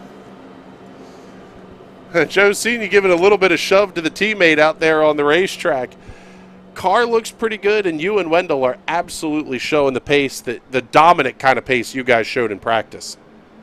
Yeah, I'm just playing around with him. He did it to me earlier. Figured I'd do it to him. Yeah, now that I gotta chase someone down now, you know, it's been kind of different. I was really pushing hard there, trying to get back up with him. But then when I finally caught back up with him, I felt like I was getting in my groove there. But we got this caution, and then now that's gonna throw that all off again. So we'll see. We're going to try to catch him. Hey, how is the car handling now that you've had to turn some laps behind someone here? Is the aero push real bad, or are you guys still just crazy snap loose? It's just crazy. You got to mind the throttle coming off this exit. It's bad. I'm not a very what you call it, fan of this place, but I mean, we're just making do with what we got.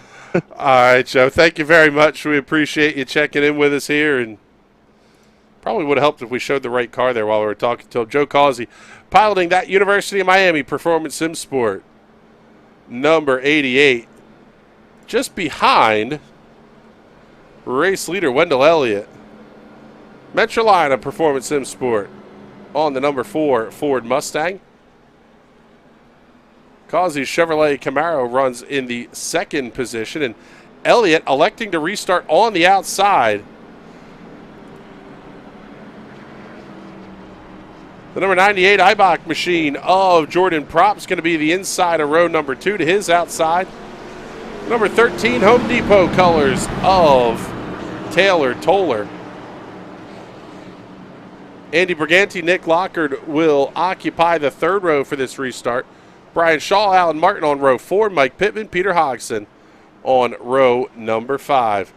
Everybody still on the lead lap here amongst the cars that are out on the racetrack. Derek Grigsby, Daryl Rector, Jason Miz, and Andrew Schroeder all out of the race.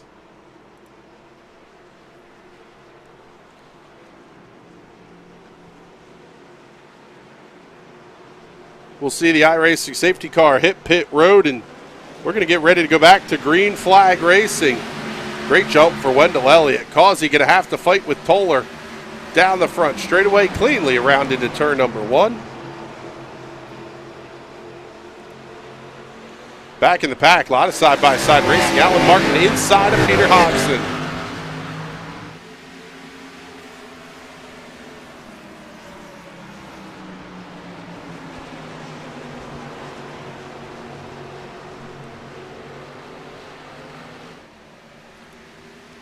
75 laps to go here at the Magic Mile. Wendell Elliott is your race leader. Took the lead for good right at the end of stage number 2, coming around Joe Causey in a great battle there. Big slide for Wendell Elliott. Go on board. Let's follow the hands of race leader Wendell Elliott.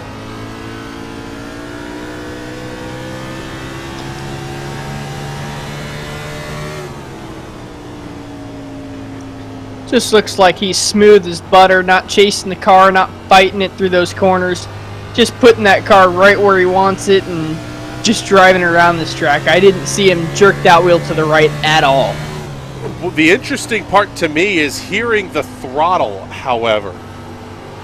Very, very gentle. Little bit of counter steer in 3 and 4, but he's not real heavy on the throttle until he's completely pointed straight. And that's technically the right way to drive a race car. Now, I say technically because I seem to go pretty fast in my own right, just kind of pounding the gas, turning that wheel to the right.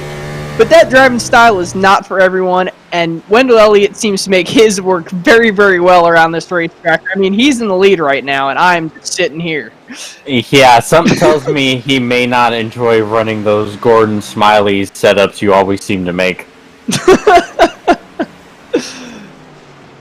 If it don't scare you a little bit, it ain't a good setup.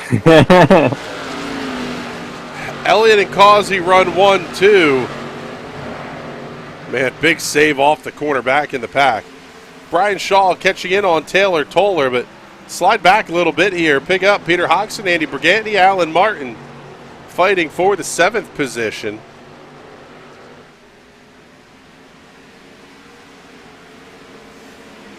This is where it's starting to feel like a New Hampshire-style race. You have comers and goers. Some cars are better on the short run. Some are better on the long run. And really, we are still so far from the end of this race that you really don't know who's going to be where when we get to crunch time. Now we're just waiting on the last few laps of the race to be cut short because of darkness issues. Or the race might be extended if this year's lobster harvest just didn't put out as much as usual. You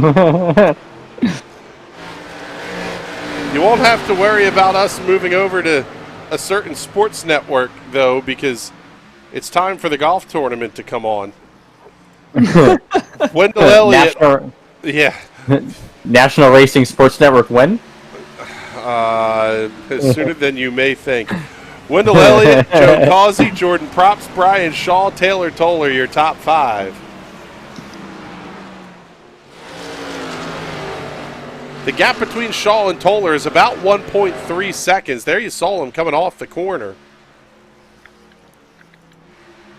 The fight's back in the pack, still pretty darn good here. Alan Martin trying to get in on Peter Hodgson.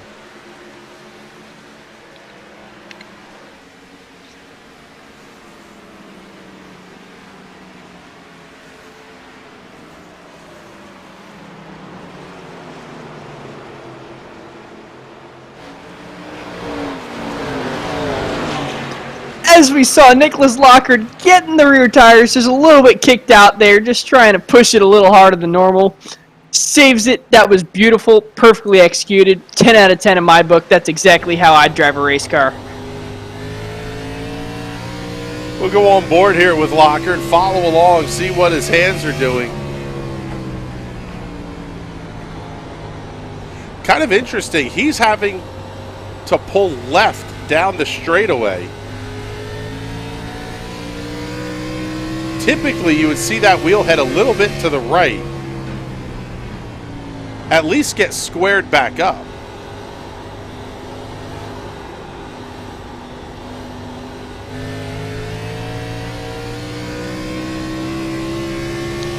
It almost seems counterintuitive, but I do like my steering wheel a little bit to the left. For some reason, it just makes sense in my head to never have that steering wheel pointed straight, always have it to the left. Caution and that might be is out. Yellow flag is out. Trouble on the racetrack Oh, we got my a goodness. huge What in the mess down the world? backstretch. Did a curb come up and take a bunch of cars out again? It almost Copart bought another racetrack just to park cars on. Brian Shaw makes contact with Jordan Oh, Potts. no. Both cars just parked in the middle of the racetrack. Alan Martin comes to a stop.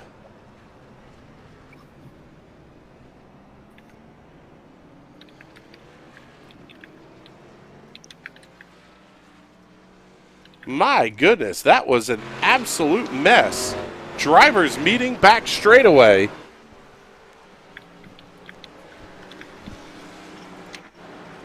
Now, here, gentlemen, 64 laps remaining. There's Joseph Causey. He's going to come down pit road. Taylor Toller, Nick Lockard, Mike Pittman, Andy Briganti, all coming down pit road. With the caution flags, the amount of caution that we've had, could you really try chancing 64 laps or so? If you've got nothing to lose, you're not in the championship fight. The only thing this race means to you right now is a race win. Why not take the gamble? I mean, if the cautions don't come out, worst case scenario, you and the other 12 guys that just pit right now, you're going to finish 3rd, 4th, 5th. If more cautions do come out, you can stay out. It's a race win for you. It's a win-win scenario. There is no losing here. I would have taken the pit stop if I wasn't in that championship fight. So here you go. Reset the field here as they make their way out of the pits. Wendell Elliott is your race leader. And obviously several of these cars had to come down pit road with the damage that they sustained in that incident. So Wendell Elliott did not stop. He's your race leader. He last stopped at lap number 102. The car has been absolutely dominant at the front of the field, so no reason to change that. Peter Hodgson runs in second in the Budweiser All-American number 64. Running in the 3rd position, looks like it's going to be Joe Causey.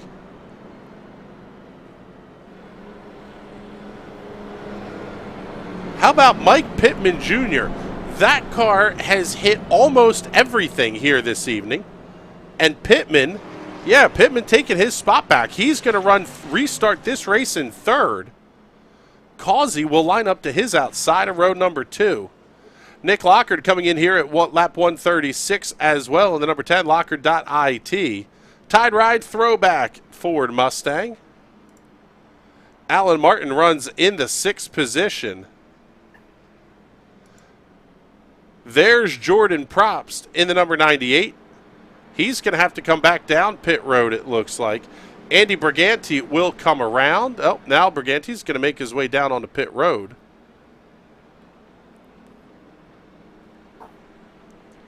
As is Taylor Toller as well. So 3 cars back on the pit lane. But lights are out. We're getting ready to go back to green flag racing. Field is doubled up. Elliott and Hodgson on row 1. Pittman and Causey row 2. Martin and Lockard row 3. Andy Briganti will restart 7th. 8th and 9th place, Taylor Toller and Jordan Probst, both on the pit lane with a significant amount of damage here that they're getting repaired. Probst now making his way back out onto the racetrack. He will not go down a lap. Toller also back out on the track without losing a lap. First car 1 lap down. Running in the 10th position, Brian Shaw. Pace car is in. Green flag back in the air. We're underway once again. Hodgson just does not get going. Causey going to look to the outside into 1. Looks like Causey's going to get on the outside. Even if they're side by side right now, the run Causey's going to get down the back straightaway is just going to make it just not even a competition. Joseph Causey gets position. Now all he has to do is chase down Wendell Elliott and try and get that lead position back. Mike Pittman, Alan Martin, Andy Briganti all fighting for position here back in the pack. That's 5th, 6th, 7th, and 8th.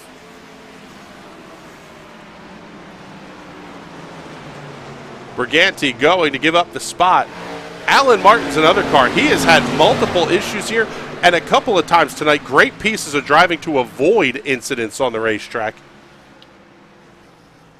Currently the second place running of your 2 championship contenders entered here tonight. His problem is that the other contender is Wendell Elliott.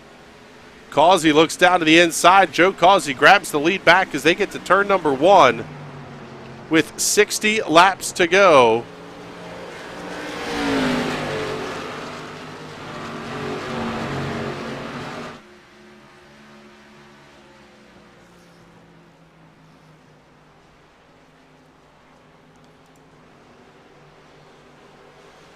Good battle back in the pack. Mike Pittman, Alan Martin fighting for position. What a save by Pittman. That car getting squirrely.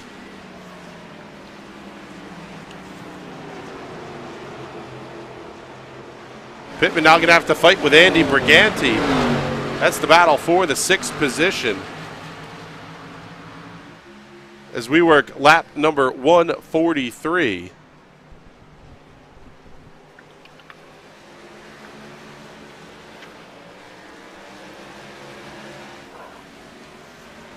Here's the difference new tires makes.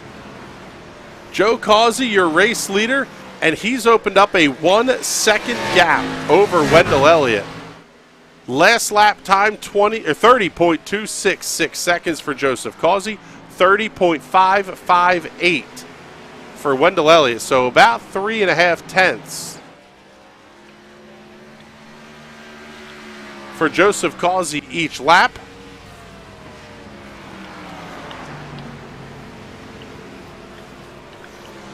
You have to wonder here, Causey has stopped 3 times. He's going to have a set of tires available for the end of this race. Elliott has also stopped 3 times, so they both should have fresh Goodyears for that last pit stop. Trouble on the racetrack for Mike Pittman Jr. Take a look and see what happened here to the number 17. There it is. Car gets loose off of turn 4, hard into the attenuator, and he's going to have to take the tow back into the pit area. May be the end of the night for Mike Pittman Jr. Not having a good day today. No, you got to remember, we're running modifieds around here. They're just going to cut the nose off that car, and he's going to keep running. I just know it.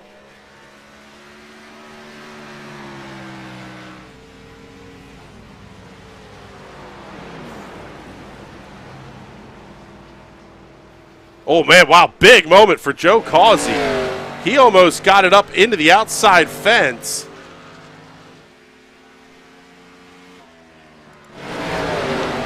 Trouble for Nicholas Lockard as well. Take a look at the Hot Shoe Racer Instant Replay here. See what happened to Nick Lockard.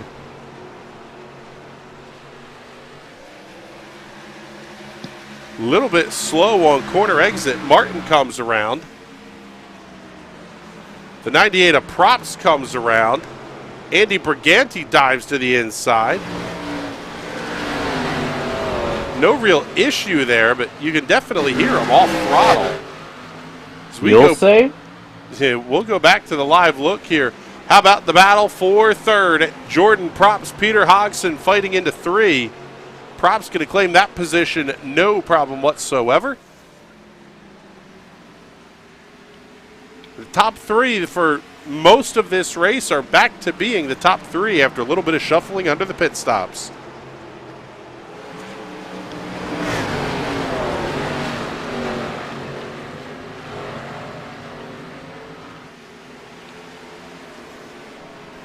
There's Mike Pittman back on the racetrack. Absolutely the modified division leader now.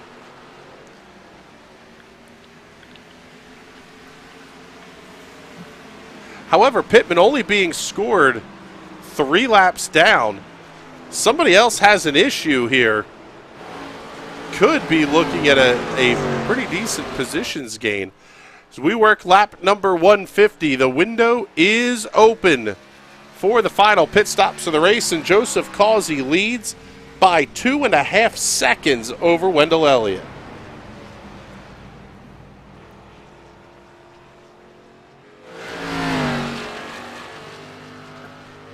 For a guy that doesn't like this track, he is on fire tonight. You wonder, does the undercut strategy come into play a little bit here for a Wendell Elliott? Basically, but if he were to stop soon, he could maybe do it without losing a lap?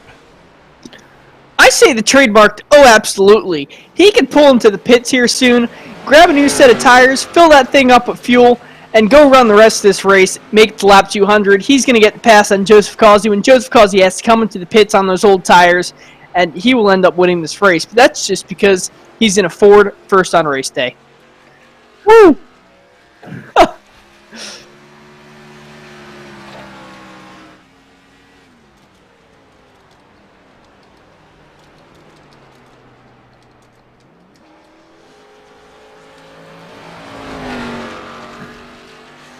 There's the answer to the strategy question, by the way. Wendell Elliott making his way down. He is on pit lane for his final stop. 0.18 seconds on the time of the stop as the caution flag comes out. Trouble for Andy Briganti. That may have been incredibly heads up. Briganti spins, bounces it off the outside wall. Oh, nowhere for Peter Hodgson to go. Petey Pop, no. Not sure what happened to Taylor Toller here.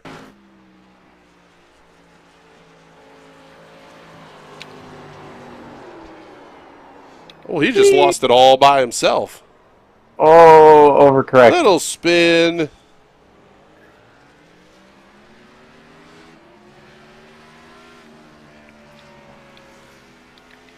So here's Joseph Causey making his way down pit lane,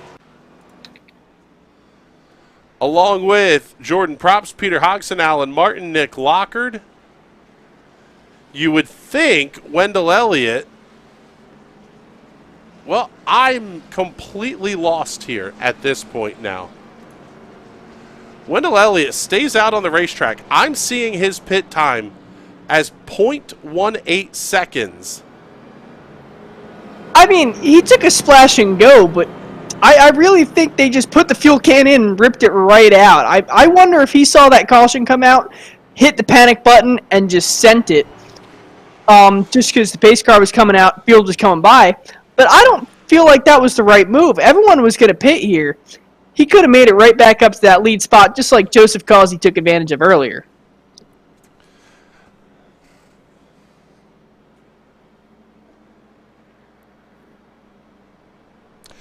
Yeah, I'm at a complete loss here.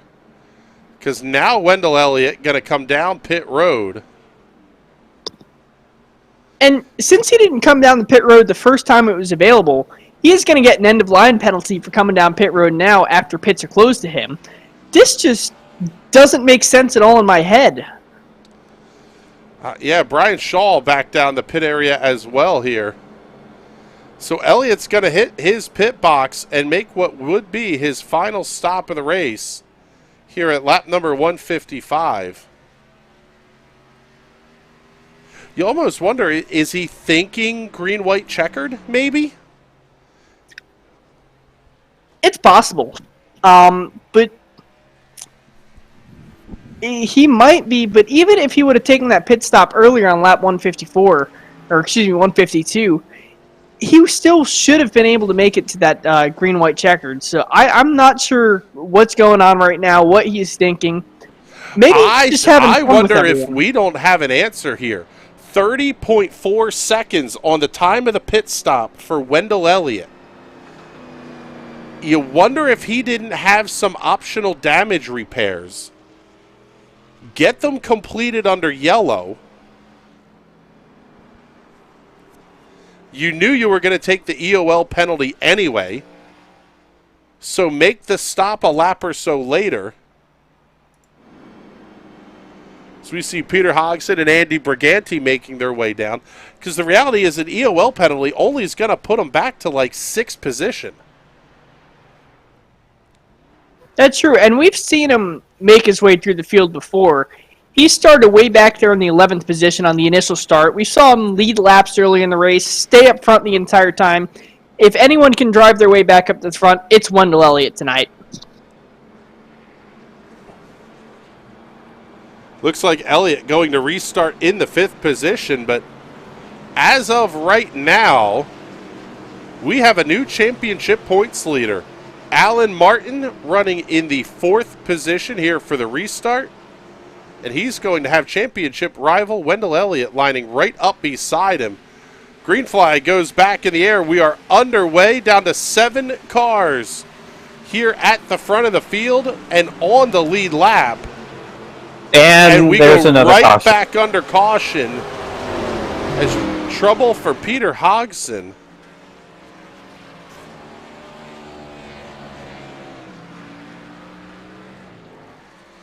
Loops the car off of turn 4 right on the restart, hits the attenuator, tears the front end off, and he has to take the tow back into the pit area.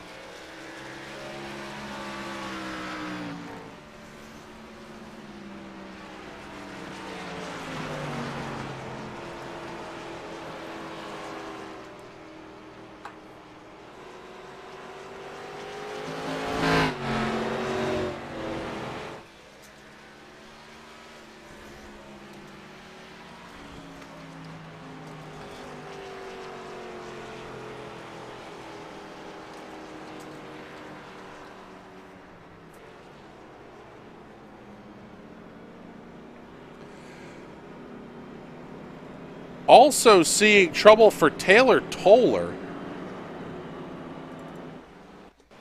Get you the Hot Shoe Racewear instant replay on this one. That may have just been basically stopping to let some of the traffic go by here. Yeah, that's what it looks like.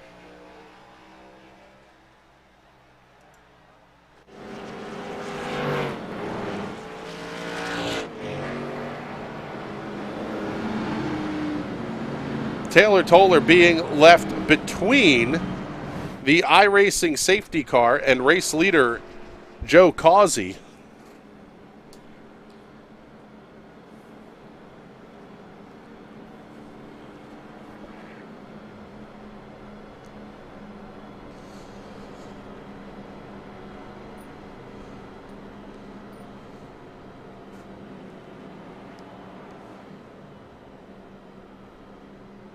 And you can hear some of these drivers shutting the race cars off here as we work under the caution flag. Yeah, clutch in for Joe Causey. Trying to save as much fuel as possible here.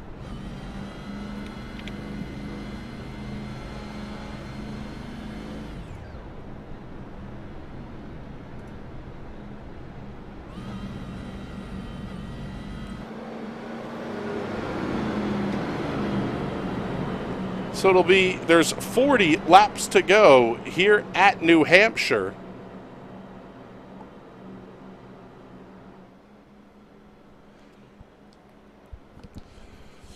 The drivers of the High Slide Cup Series managing to make the broadcast team look a little silly here once again, because we talked about the fact that with only 14 cars in the field, you might not have that long of a race, only because you wouldn't see many caution flags. Well, we're 9 or 10 cautions deep here at this point. And actually, I'm fairly certain that there is a time limit on these races. Let's take a look here. Still have about an hour to go yet, so plenty of time to get the last 40 laps or so in here.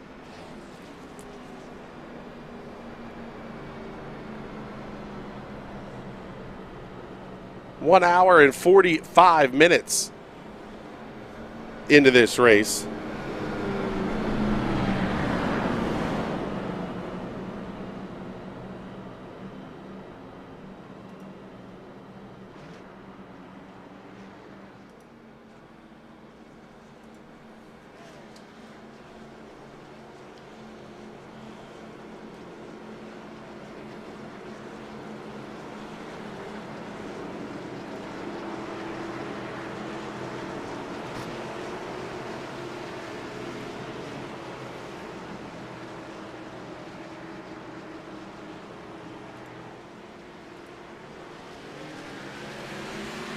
6 cars remain at the front of the field, and Joseph Causey is off like a rocket. Big contact between Wendell Elliott and Nick Lockard. Elliott down to the inside. He's going to make up a handful of spots by the time they get off at turn number 2.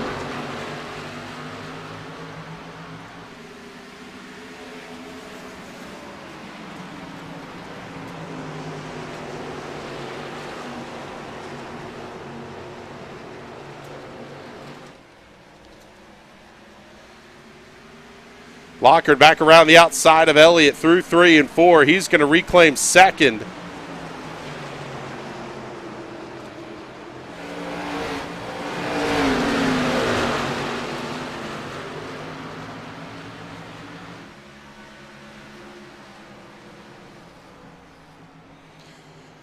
Here comes Props looking back to the inside.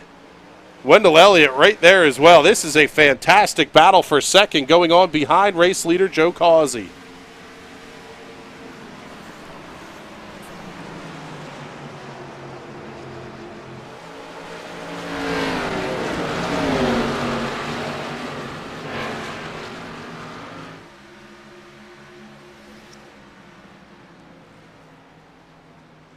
Wendell Elliott again slowly closing that gap up on Joseph Causey.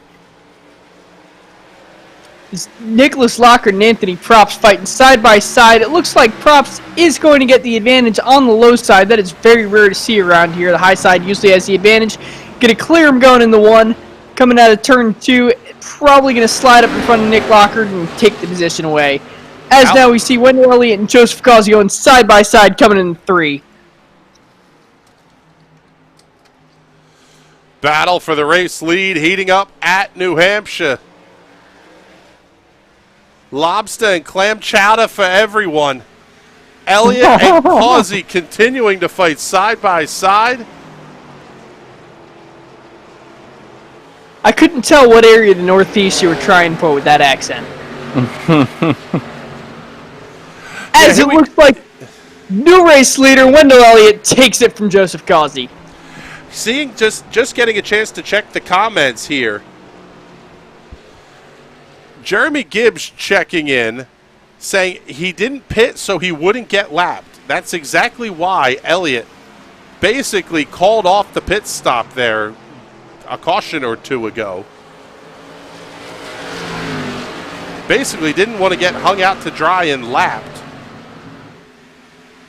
with the leader in the pace car coming back around. And you see how it's played out for him. He only ended up stopping 1 lap later, and Wendell Elliott back to the front of the field and into the race lead.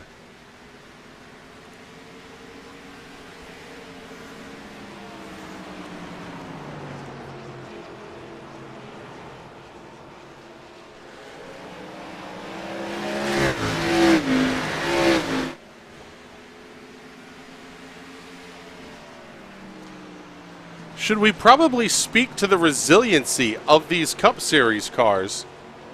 We're 10 cautions deep into this one, and we still have 8 cars out running on the racetrack with no backup cars available.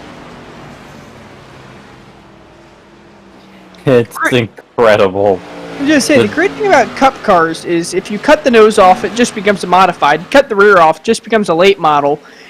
These cars are very, very adaptable.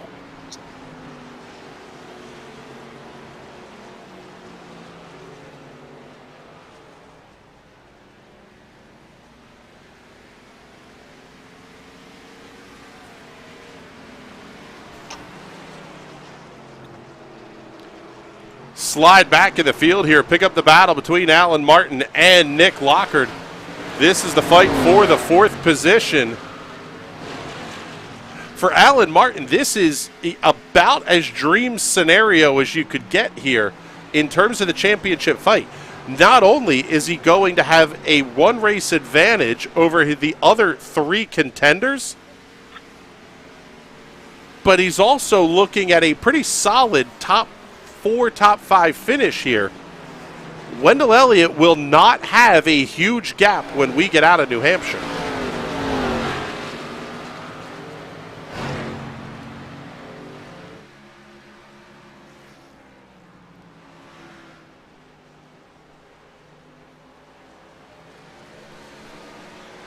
Let's reset the field here as we're going to get down to 28 laps to go. Wendell Elliott is your race leader. Absolutely running away with it. Over almost 2 seconds on Joseph Causey now. Yeah, he's checking out in a pretty big way here. The Metrolina Performance Sim Sport number 4. That group has been a super team in the High Slide Cup Series this season. Absolutely dominant. Joseph Causey running in the second position, another of the Performance Sim Sport cars.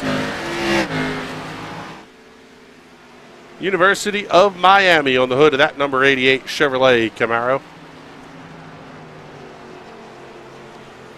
Number 98 Ibach Camaro of Jordan Props, runs in the third position, about 0.8 of a second back from second place running Joe Causey.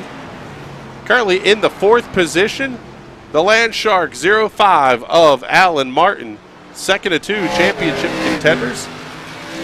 Like we mentioned just a minute or so ago, Martin getting a fantastic run here this evening. Nick Locker, the Locker.IT Tide Ride. Currently running in the fifth position as we're down to 25 laps to go here at New Hampshire. Coming off of turn number 4 is the 81 Musco Lighting entry of Brian Shaw. That Ford Mustang down 1 spot from where he started the race this evening.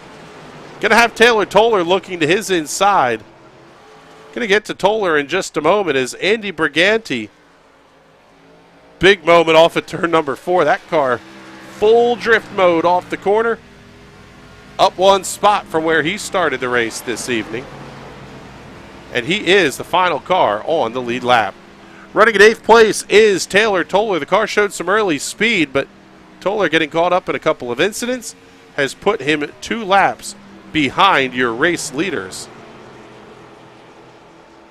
Final car still turning laps on the racetrack.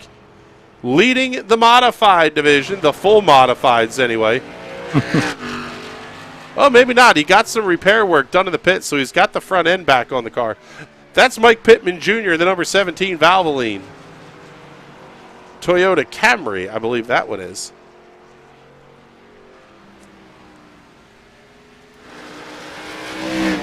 The gap down inside of a half second for Joseph Causey over Jordan Props.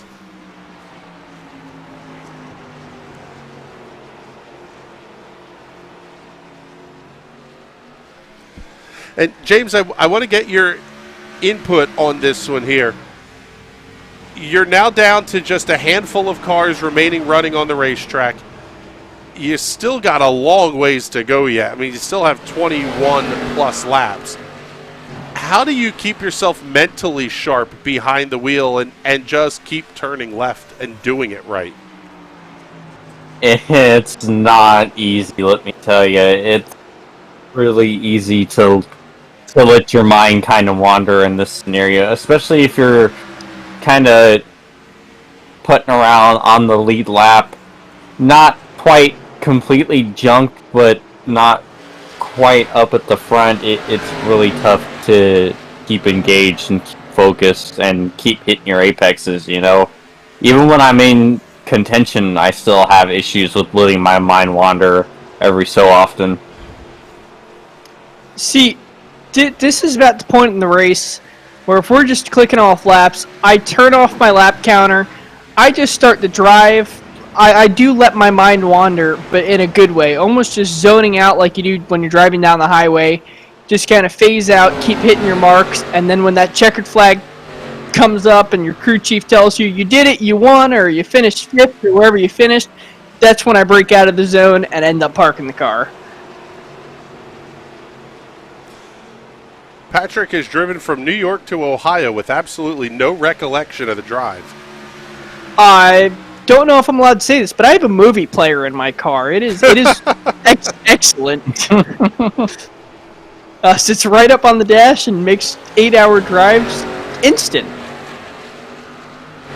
That's beautiful. Joe Causey, Anthony Props, please, kids, don't drive distracted. I'm yelling at Karen to put her cell phone down at a traffic light, and Patrick's out here watching movies, doing a $1.15 out I-80. Joseph Causey, Anthony Props, continuing this fight for second, and it's the only battle on the racetrack. You see the intervals there on the timing tower. If it's in orange, that means they're pretty tight. If they're in yellow, they're a little further away. If they're in white, it is more than a second between those cars.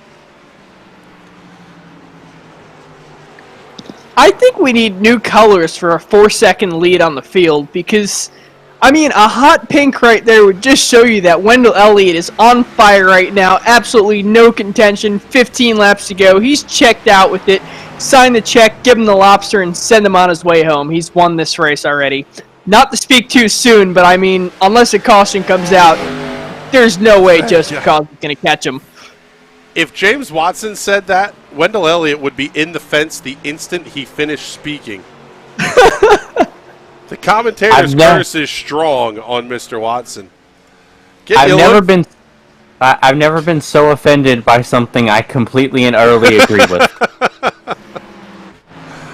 There's the gap. I mean, it is huge. Almost 5 seconds now for Wendell Elliott over Joe Causey and Anthony Props. They're going to continue this fight. Both cars getting a little tail happy off of turn number 2.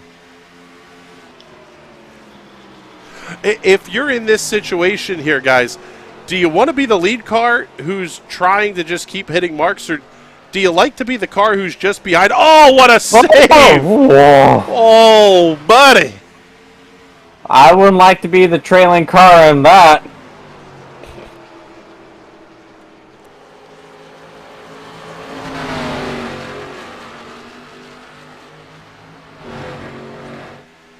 And at this point, safe to say the tires are pretty much garbage. And you still have 14 or so laps to go here. Yeah, you're basically calling up the Goodyear guys down in Akron, Ohio, praying to their God, just saying, give me a little bit more rubber on these tires. Come on, they've got a little bit left. Just hang on to her.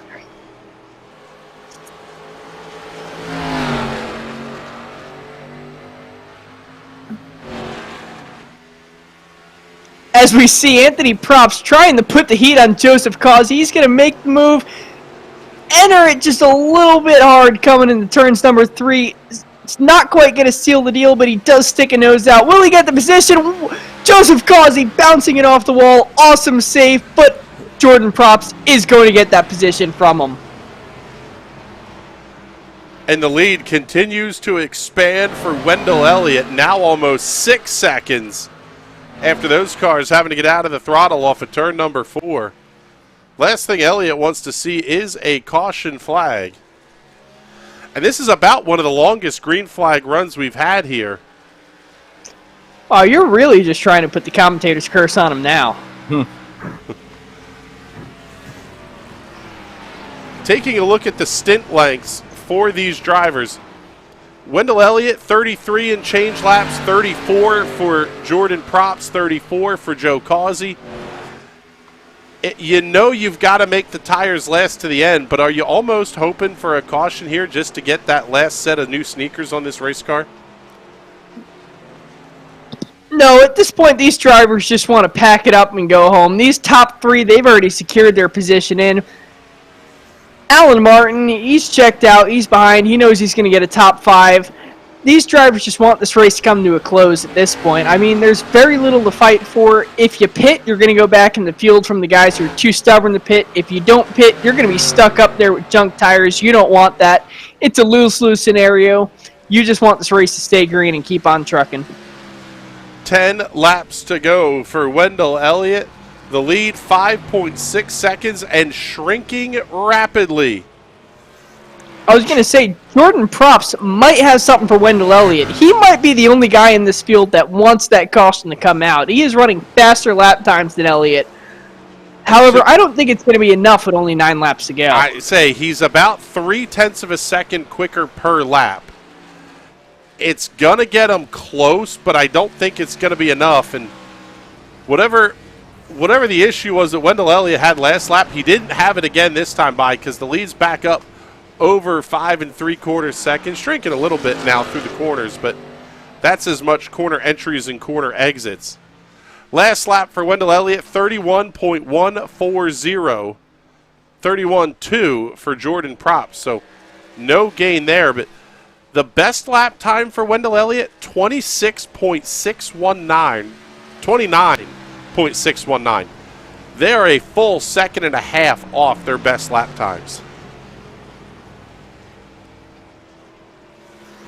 Yeah, these guys are just struggling, holding on for dear life, just taking everything those tires can offer at this point. I wouldn't be surprised if you pull some of these tires off these cars. They're down to the cords. I mean, there's nothing left, and these guys are just hanging on and really trying to drive through it.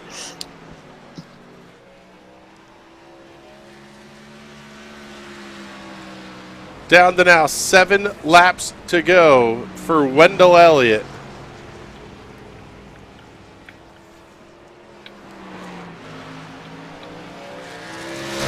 Lead holding steady, and there is nobody within striking distance of one another.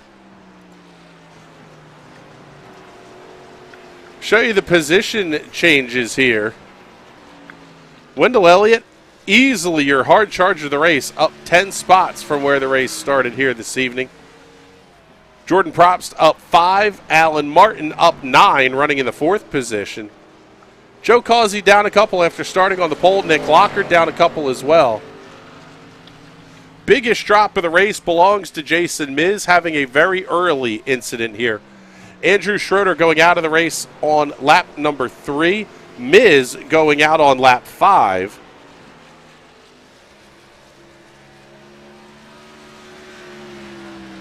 Five-finger salute at the start-finish line. 5 laps to go for Wendell Elliott.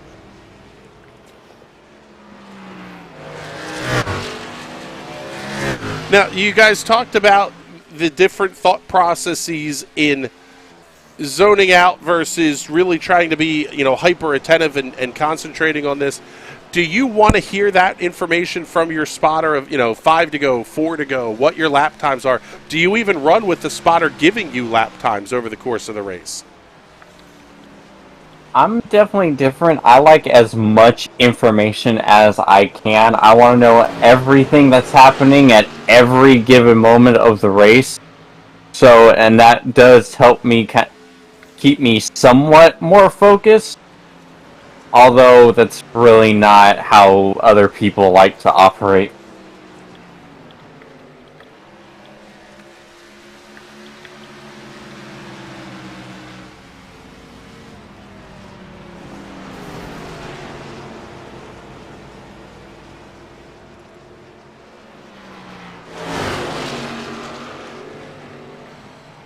Big moment for Brian Shaw, trying to get out of the way of race leader Wendell Elliott off of turn number 2. He'll see the popsicle sticks at the start-finish line. 2 laps to go here at New Hampshire.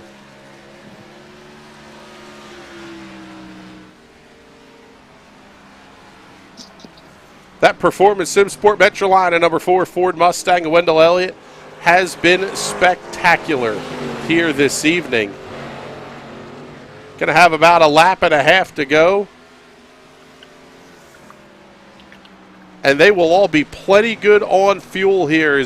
The stint length is about 43, 44 laps. White flag is out. 1 lap to go for Wendell Elliott. Looking to see his championship hopes advance in a very, very big way.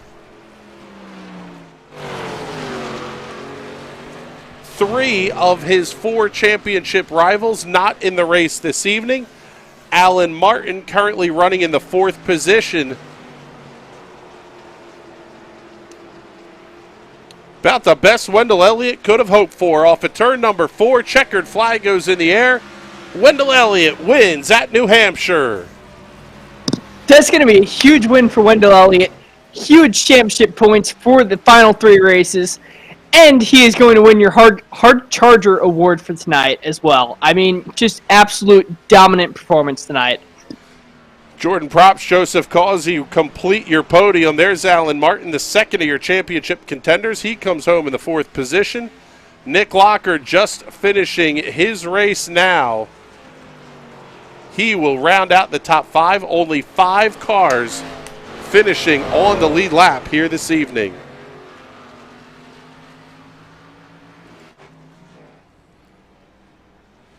So we get you a look at your race winner down the front straightaway here.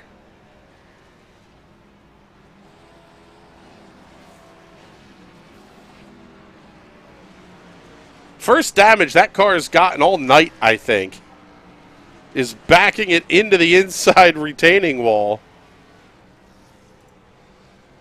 Show you your race results here.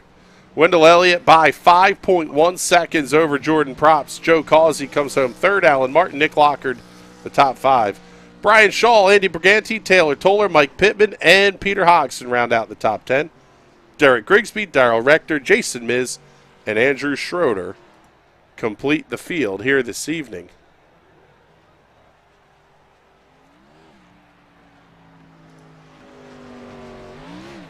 Get things ready here for the Victory Lane interviews.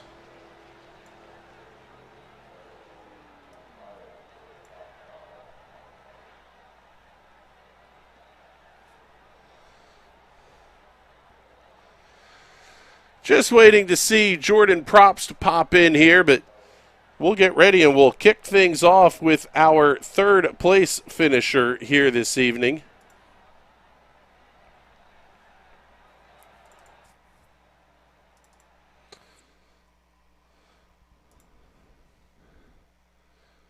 Start things off with Joseph Causey, and I tell you what here, Joe, that car looked very good tonight. Not a lot of damage on it.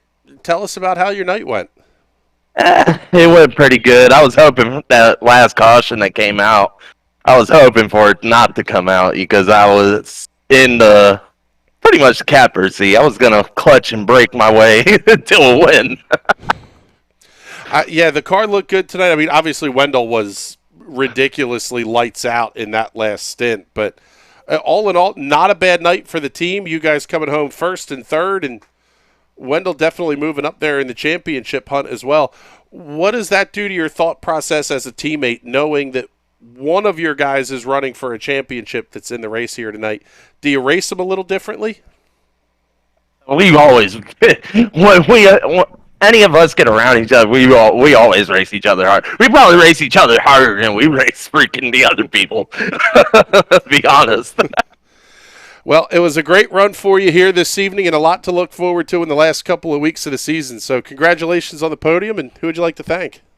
Thank Performance Sim Sport. Thank y'all for putting on the broadcast, and thank Garrett and them for help putting on the show.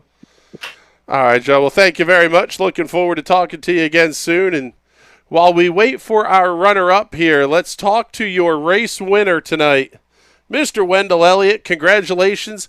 About as good of a way to start a championship final series anyway. Yeah, I appreciate it. It's a good race. I enjoy that. I like the flat tracks. What is it about that style of racetrack that really kind of suits your driving style? Is it in the throttle control? Is it in how you build the car setups, or what's the deal there? Since we run fixed, I reckon it's more throttle control. It's basically what I just tapping the throttle. Let it roll. Well, congratulations on a fantastic win tonight. That Metrolina Karts number 4 Ford Mustang was pretty darn spectacular.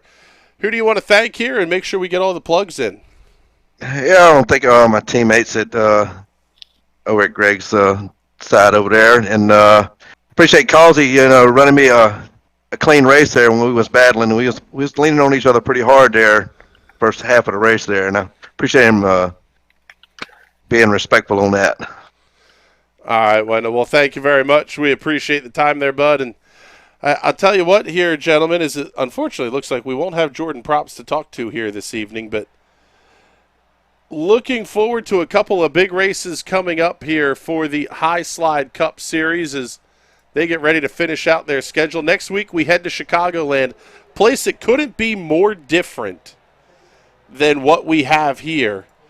What are you thinking as we look forward to next week? Chicagoland is always an awesome track. I mean, I'm going to switch over to IndyCars real quick, but all of the closest finishes in IndyCar have been at Chicagoland Speedway. It's always produced great racing in these Cup cars. Even though I like to make fun of mile and a halves, it is one of my favorites, one of the best, puts on the best racing every week. So I am super excited to go there. We're going to see some great racing there, especially with these drivers. They like to get into each other. They like to race each other hard. Hopefully we see another photo finish there. And James, now Wendell Elliott looks to be completely in the driver's seat in determining who's going to win this High Slide Cup Series championship. The drivers who missed the race tonight, are they going to even have a shot here if Wendell keeps even close to what he did tonight? I mean, you never know what could happen. I mean, we've seen how chaotic all the mile and a half races have been this season, so it's definitely plausible. So I wouldn't rule anything out at this point. Well, we're looking forward to it. 1 week from tonight, 131 laps around the Chicagoland Speedway for the next to last race of the High Slide Cup Series season. But with that, we're going to wrap up our coverage here this evening from New Hampshire. For Patrick Byrne, James Watson, and everybody else here at the National Racing Network, my name is Chris Graham. It's been a pleasure to have you hanging out with us here. We will see you tomorrow night for the Silver Crowns.